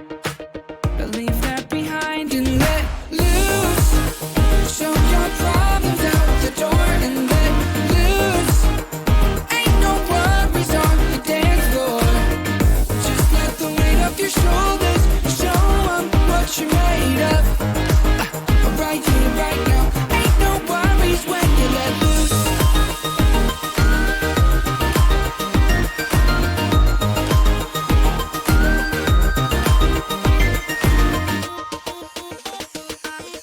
Tonight, let's remember that the past is in the past, and it's our time.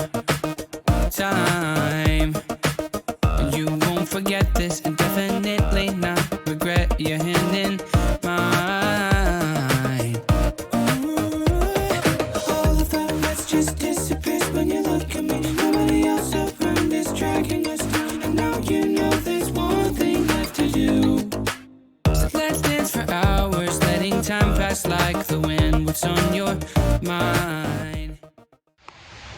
Went to a Cherry Street Coffee Company this morning. It's actually really good. I have pictures of that Ashley can put into the video later on.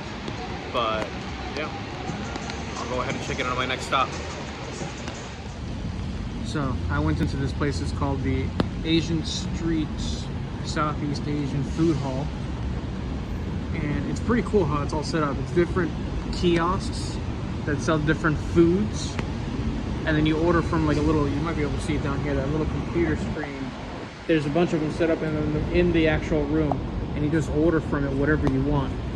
They have like banh mi, they have crepes, they have ramen, they got like egg sandwiches and stuff like that. All looks really cool and delicious. They had a place that sold bao buns, but it was closed, so I was like, you know what, I'm gonna go ahead and pass for now, because that's what I was in the mood for. I want to go check out that other place, the Dojo, see if they're open now for me to get some food from there, and then make my way back to the hotel so I can work out and work all this food off. So see y'all in a bit. So here are the harbor steps, which lead over to the harbor. And it looks like right there, Dozone is one of the places I was thinking about going to get lunch. So that kind of worked out. I mean, it's only 10 o'clock, but I'll see if they're open. Maybe I can get like a tea or something. And I'm gonna go up these harbor steps and see what's going on up there and start making my way back over towards the hotel area. All right, finished eating at the dough zone. There we go. Can you get it? There we go. The food was delicious. I had I had pork dumplings and zucchini and shrimp. No, pork buns and zucchini and shrimp dumplings, and they were delicious. Would recommend. 10 out of 10. Go again.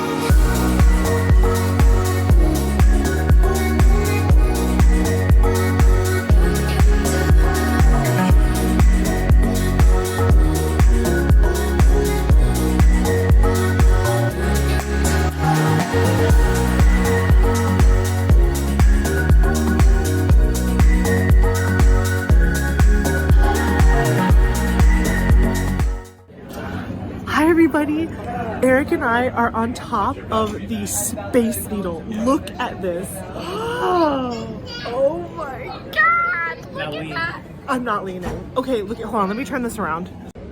Look at this. Eric, sit on the bed so they can go sit on that one. Go sit on that one. Oh my gosh, this is so beautiful. Look at him. Are you leaning? Yeah. Oh, he's so scary. This looks so crazy. And we saw Mount Rainier. It's right there. Wait, I can show you on the video. I think it's Rainier. Let us know in the comments. Oh my gosh, my hand.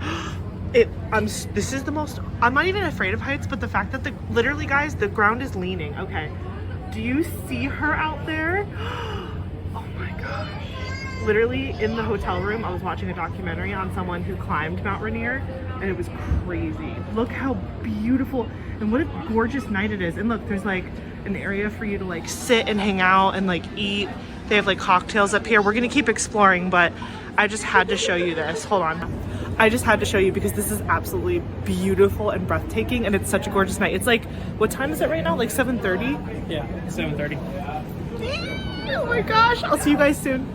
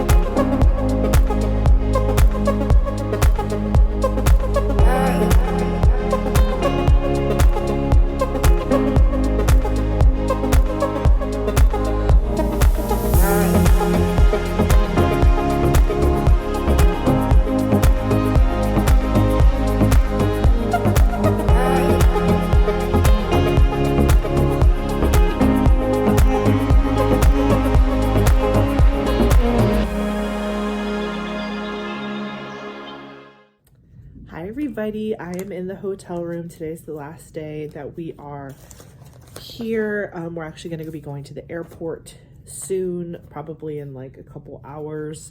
We're going to go down and call a cab, but I was just working on my last pretty little gem from the garden set while I waited for us to go downstairs, and I'm watching a documentary about mountain climbing because what else would I be doing? But this is the one I'm working on right now, and I just wanted to show it to you. Look how pretty this is from the garden set from Pretty Little Gem. And again, I have both the garden set and the dessert set with me. I did a bunch of them actually on the plane while I was in the airport and in the air itself. So let me show you what I did. So let me just go backwards, I guess. Okay. So this one was the first one that I did. Eric picked it out. He was like, I love it. So this is like the boots with the flowers coming out. That's from the garden set. Then I have this one, which was my favorite of the desserts. It's like the pretzels. These Pretty Little Gems, just like from first glance, I love them. I think that these are so good. Look how good that looks. And like the drill field is really tight. I don't know how good you can see. It's kind of hard because I have you propped up in my blankets on the bed right now. I'm literally sitting next to the bed diamond painting while I watch TV. And then here is the pretty little water pail, water bucket with tulips coming out of it. And then here are my donuts. I had donuts on this trip and they were delicious, by the way. Seattle has really, really good food. But yeah, here are the donuts. And then the one that I was working on, I'm almost done. I only have one color left, and it's the basket of flowers. So I'm kind of going back and forth. I'm kind of going like, you know, one dessert, one garden, no particular order. I'm just grabbing whichever one I'm feeling interested in at first. But yeah, I just have all of my little baggies here and I'm just going through and grabbing them as I need to. And then here are all my ones that are unfinished. So I'm just taking them one at a time. And yeah, so we had a great trip. It was a lot of fun and I already want to come back. I'm so sad I have to leave. My view from the hotel is gorgeous. We had so much fun yesterday exploring the Space Needle and just eating everything. We had the best like pan-fried pork buns I've ever had yesterday for dinner. This morning we went to a breakfast spot that was like a biscuit place and it was incredible, and I had garlic grits, which was divine. What else did we eat? We ate everything. I had sourdough. How could I not? I had Alaskan sourdough. That was delicious. We had sandwiches yesterday for lunch from a deli that was super good. The sandwiches were like humongous, but then they like pressed them in like a panini press. And the weather was so beautiful yesterday. We actually took our sandwiches down to the waterfront and we ate outside by the waterfront with our sandwiches, and that was so beautiful. We went to the market, we went shopping, we saw everything. The conference itself was great. I learned a lot. I met a lot of really cool people. Overall, this trip has been really good, but it was really cool to be able to diamond paint while I was here. The only thing I didn't get to do was I didn't get to like diamond paint outside. Like I wanted to take my stuff and actually go diamond paint outside, which by the way, you totally could do that here. Like there are so many great outside public spaces for you to just sit and relax and like watch the water, look at the mountains. Like this is the most scenic thing ever. It's so pretty. The very first day that we got here, it was pretty cloudy, and like rainy. It was very Seattle. The first day was very Seattle. So we didn't see too much. We also got in kind of later in the day. This town shuts down so early. I don't know if any of you guys have ever been to Seattle before, but like literally we got to our hotel at like 7:30 and we had to like find dinner quick because everything on our maps was like closing soon, closing soon, closing soon. So we ended up getting really good like brick oven fired pizza, and that was really good. And then yeah, we went to bed, woke up the next day. I had my conference all day. Then at night we went to this restaurant called the Pink Door. Oh my gosh, it's Italian. It was so good. And like it was like very funky. So like you walk up to this pink door, there's no signage for the restaurant, you just know where it is, you go to it, you walk up to the pink door, you open it, and then it's like a whole restaurant. Like you go down a flight of stairs and it's an entire restaurant. And every day they have different performers in the restaurant. So like when we were there, we had no idea, but there was like an aerialist. And so like on the hour or whatever, she would come down and like do this really cool like aerial act. We weren't allowed to take pictures or video of her performance, but like we're eating like the best Italian food ever and like watching this girl spin upside down on this hoop. It was amazing. It was amazing. And then, yeah. So anyway, we've had a really great time. I've taken so much video. Eric even took video for you guys. So you guys are going to see a whole bunch of like little fun clips and stuff from our adventures here. But yeah, it's been fun. And I've gotten to diamond paint actually a lot. Like I feel like the fact that I finished as much as I did was really cool. But yeah, I'm excited. I'm excited to go home and I see my kitties. I miss my kitties so much. But yeah, I will probably film a couple more clips of me on our way home, diamond painting on the plane and in the airport. So yeah, we will check back in soon. We'll definitely check in at minimum when I get home, but I'm sure you'll see some things between now and then. So anyway, I'll catch you guys later. Bye.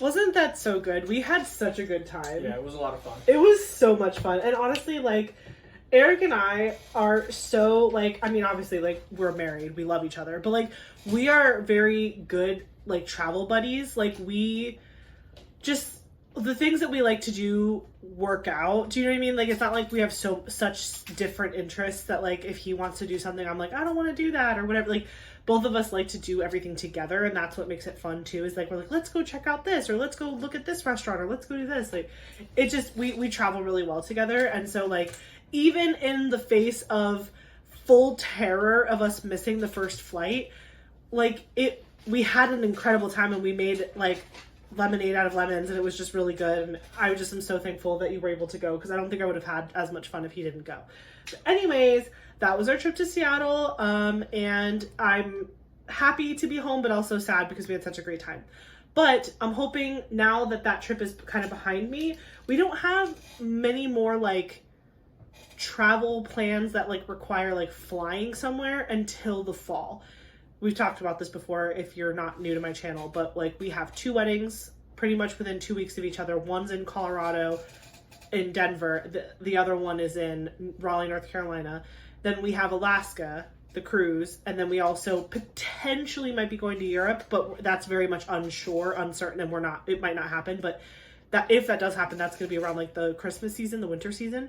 So fall is going to be a lot of travel, and at some point we have to put a new roof on our house. Yeah, which that's probably going to be the summer. Probably. So anyway, that's that. But happy to have this trip experience and come back safe and sound and having had a great time. And I'm really glad that I was able to kind of work on Friday, because I was able to, like, fight through all of the emails that I missed. That way when I go to work tomorrow on Monday, which again for you guys was 2 days ago, I will be able to, like, kind of start back normal, not having to play catch up for a full day. But anywho, diamond painting stuff. So I know I kind of already showed you what I did while I was in Seattle, and we talked about what my plans are as far as like trying to finish Rudy Baby, maybe also trying to finish Flower Crazy. Flower Crazy, I have not put the enhancements on yet, so I will definitely film that. I don't know if I'm going to do it in a whip and chat and I'm going to do the enhancements, or if I'm going to do it as a separate video. I'm not sure yet. Haven't decided, but I'm definitely going to do the enhancements on camera because I want to kind of walk you guys through my process. And again, I like kind of learning on the fly with you guys, and so we're just going to play around with it. But I do appreciate, a lot of you guys seem to be on the same wavelength as me as far as like which of the drills to use. If you watched my month in review video for March, I talked about what options we had for the enhancements of the glasses and the lips. And so I think I will go with the metallics for the glasses, but we'll play around with it to see if we need to use more than one color, or if it looks good just all metallic. We're going to play around with it together, either in a whip and chat or a future video. We'll figure it out. I'll figure it out. It'll be good. And sorry. Oh, here. I was looking for another patch of ends that I needed to do. So yeah, that is the plan. If for whatever reason Flower Crazy isn't completed before the end of April, I have two different like bottle cases. One holds 2 stacks of 60, and then one holds only 1 stack of 60. The one that I have that only holds the 1 stack of 60 bottles is empty right now. So what I can do is I can move Flower Crazy into the smaller unit. I don't remember off the top of my head how many colors Flower Crazy has, but I want to say it'll fit. I want to say the crossover can happen successfully, and then I can still kit up my Ivy Dolomore for May for the event. Also, fun fact, I don't know if you've kind of heard Courtney and Michaela talking about it, but it's Michaela's event. So Michaela is the one who came up with the Ivy Dolomore event, DP along, and I think her first time doing it was last year, if I'm not mistaken. And so Michaela and Courtney were my co-hosts with Kara for Mini DP Madness, and we just had such a fun time working together on that event that Michaela was kind enough to invite me to co-host with her again with Courtney on the Ivy Dolomore along. So what I will say is that the Ivy Dolomore along is completely different than the Mini March Madness. It's a lot more low-key. I know Mini DP Madness was very low-key, but this is like more, we're treating this more of as like a DP along. I have to ask Michaela for final details, but I don't think there's going to be like, you know, watch this video, do a code word, fill this out. I don't even know if there's going to be weekly prizes or just grand prizes. I know that she has connected with a couple people to do some prizes, but I don't think it's going to be like a weekly thing. I don't know. Don't quote me. I have to get with Michaela and ask all the details. But she asked if I would be willing to co-host with her, and I said, well, I was already planning to do the event anyway to support you. So yeah, I mean, if you want me to like be a part of it, sure. I mean, really, it's a DP along. So very minimal commitment. We probably will do a live at some point to hang out with everybody, but it's going to be very chill. So look forward to that. I was already participating, but now I'm officially on the bill as a co-host, which is very fancy. Again, I have no idea what I'm doing, so it's amazing that all these people want to work with me because I don't know what I'm doing.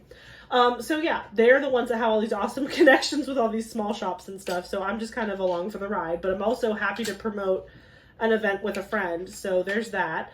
That's going to be the month of May is the Ivy Dolomore along. So since it's already pretty much halfway through the month of April, I'm going to have to start putting a vote together. Maybe I'll try to do that today because we have a lot. It's almost 3:00 right now on Sunday. So maybe I'll do that. I have to first put a vote together for my inner circle members, and they will vote across all of my Ivy canvases. They will narrow it down to like 3 or 4. And then the following week, the vote will be the final vote between my inner circle and my VIP squad members, and they will decide on the final canvas out of the top 3 or 4 canvases that were previously voted on.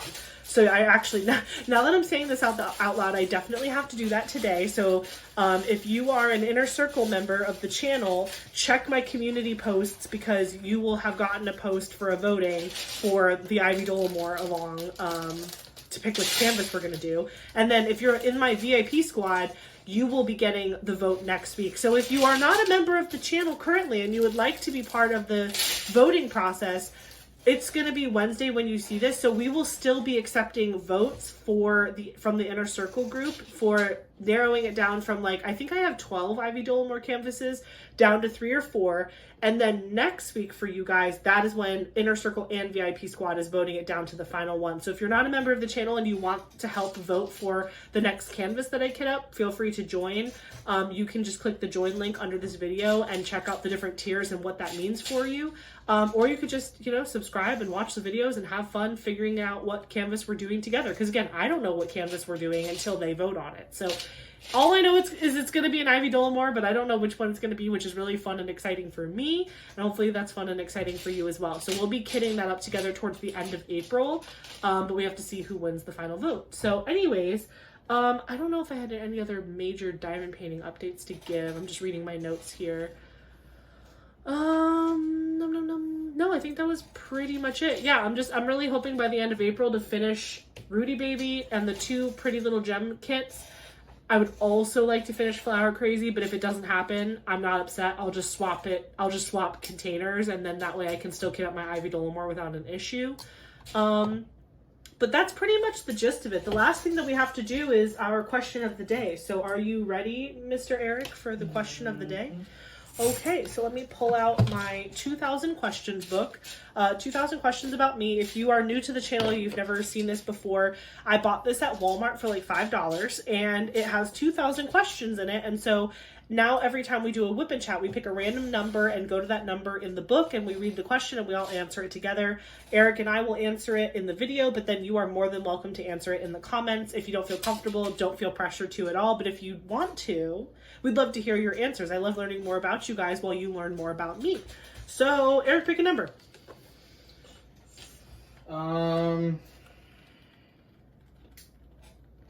It goes up to 2000, you said? Yes, that is the name of the book. Okay. 1,999. 1,999. Okay. All right. So, the question that we will be answering today is, have you ever been a bartender? And if not, would you? I mean, officially? Hold on. I have to highlight it so I don't forget. Oops. Have you ever been a bartender? Or would you? Can you guys see that? There you go. Have you ever been a bartender? Would you? So let's answer the first part of the question. Have you ever been a bartender? Have you ever gotten paid to bartend at something? Oh, paid? Yeah. No. Well, like, have you ever been a paid bartender? You don't have to. No, the answer's no. Okay, I also have never been a paid bartender. Now, I know what Eric's gonna say. I see it stewing in his mind. He is the unofficial bartender of our friend group. He has been making our friends mixed drinks since college. So go on. Yeah, I had a roommate back in college. His name was Brian, and mess this up. No, I don't think I messed this up. And one day we decided just to get together and just come up with drinks, and we've just been doing. It just ended up being one of those things where I just kept making drinks for everyone, and here I am. But we've got a couple crazy ones. We've got the Eagle. Well, there's the Eagle, which was for our school, and the way it was very specific on what you used for it. It was Captain Morgan Select, and then you would use Mountain Dew Voltage. And because the Captain Morgan Select was a bit more yellow than regular spiced rums, and when you mixed it with the Mountain Dew Voltage, which is blue, it would turn green. So we would tell people, do you want it to be strong like the Hulk, so you'd put more of the rum, or weak like a Smurf, so you put more of the soda. And that's how we came up with the Eagle. Another one was the Iron Sailor, which was one of my favorites. It was You've gotten a lot of other people to want that. Yeah. So it's Iron Beer, Edelmid, which is a Cuban soda, and then Sailor Jerry's. And if you mix it just right, Iron Beer kind of has like a little bit more of a spicy Dr. Pepper taste, and then Sailor Jerry's. The thought of Dr. Pepper being spicy. Yeah, Sailor Jerry's is just 92 proof spiced rum. So you mix them together, and it tastes like candy. It was great. It was fantastic. So there was that. There's the the one that I make for Ashley, which is the Fanta with the whipped cream. We don't have a name for that. You need to come up with a fun name. We can call it like a dreamsicle or something like that, but No, I but feel like that's that's boring, easy. yeah. But it's essentially Fanta with orange Fanta. Well, yeah, orange Fanta. I mean, not the pineapple Fanta, not the grape Fanta. No, orange Fanta. With whipped cream vodka. Mm-hmm. There's that.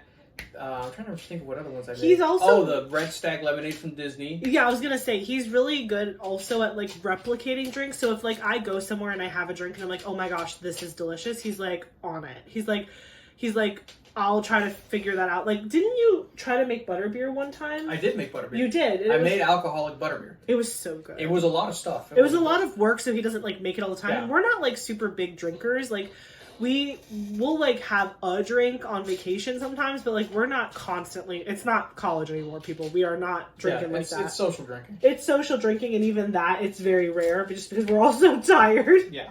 But I made butterbeer. He does make them good, and his dad loves to try his concoction. So like whenever we go to see his dad, and we're doing like a holiday party, or if we're at the beach house, he'll bring the blender and just start making all sorts of crazy stuff. Yeah.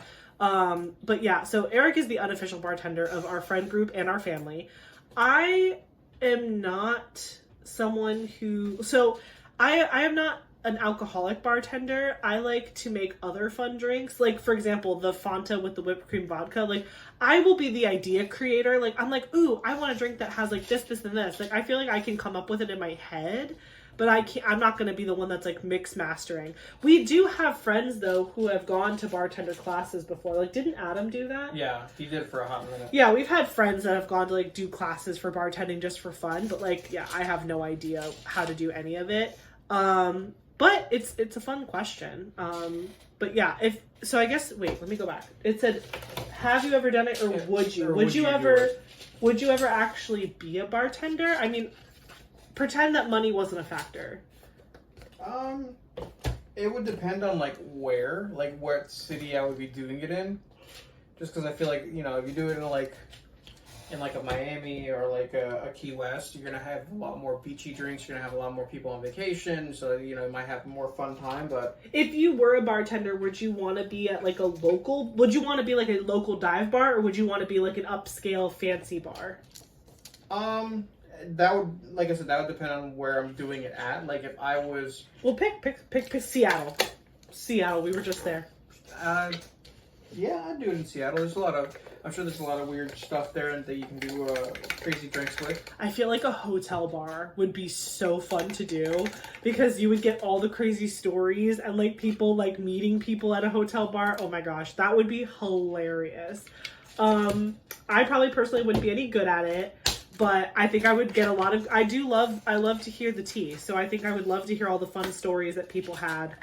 Oh, did you hear what Becky said at this conference? And oh my gosh, so-and-so went home with so-and-so on this night and la la la. And oh, I'm only here for a night, da da da. And then they like meet somebody and they go upstairs. I would be so into it.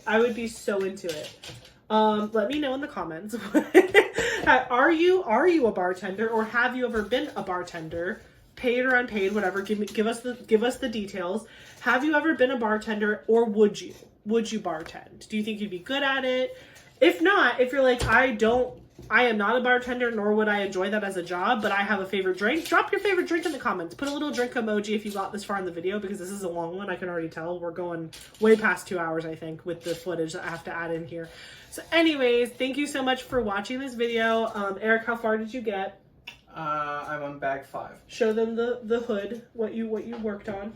I mean, this is the trunk. Oh, I thought that was the hood of the car. This is the trunk. Sorry. Is the trunk. Okay. And also, it's not a 59, it's a 61 Corvette. Sorry, everyone. Oh, I would have never. Yeah. 59 is when they started doing the dual. Well, you can't see it here, but the dual headlights, like they got here in the box. Okay. You can kind of see it because what was it, the test model? I forgot what they call them. Where they go into car shows and do the exhibitions. That was in 53, and then in 54 they started coming out with it. Yeah. And then 61 is when they only had the one headlight. 59 is when they first did the dual, and then this is the 61. So this is just What type of headlights does this one have? The dual. Okay. The dual headlights. I believe you. Again, I would have never been able to clock you if you were wrong. So that's Eric's progress. This is my progress. It probably looks pretty much the same because I wouldn't stop talking. But I made a little bit of progress, I think. I closed the gap on some of this stuff, and then over there in the ear, I did some work. But yeah, it looks super cute.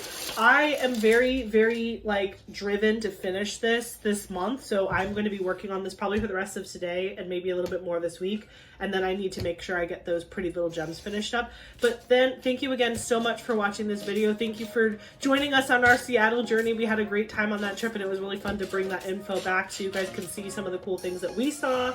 And yeah, I just appreciate you as always, and thank you for watching and supporting the channel. Don't forget to like, comment, and subscribe. Again, leave a comment below. Have you ever been a bartender? Would you want to be a bartender? What's your favorite drink? Whether it's a mocktail or a cocktail, all are welcome here.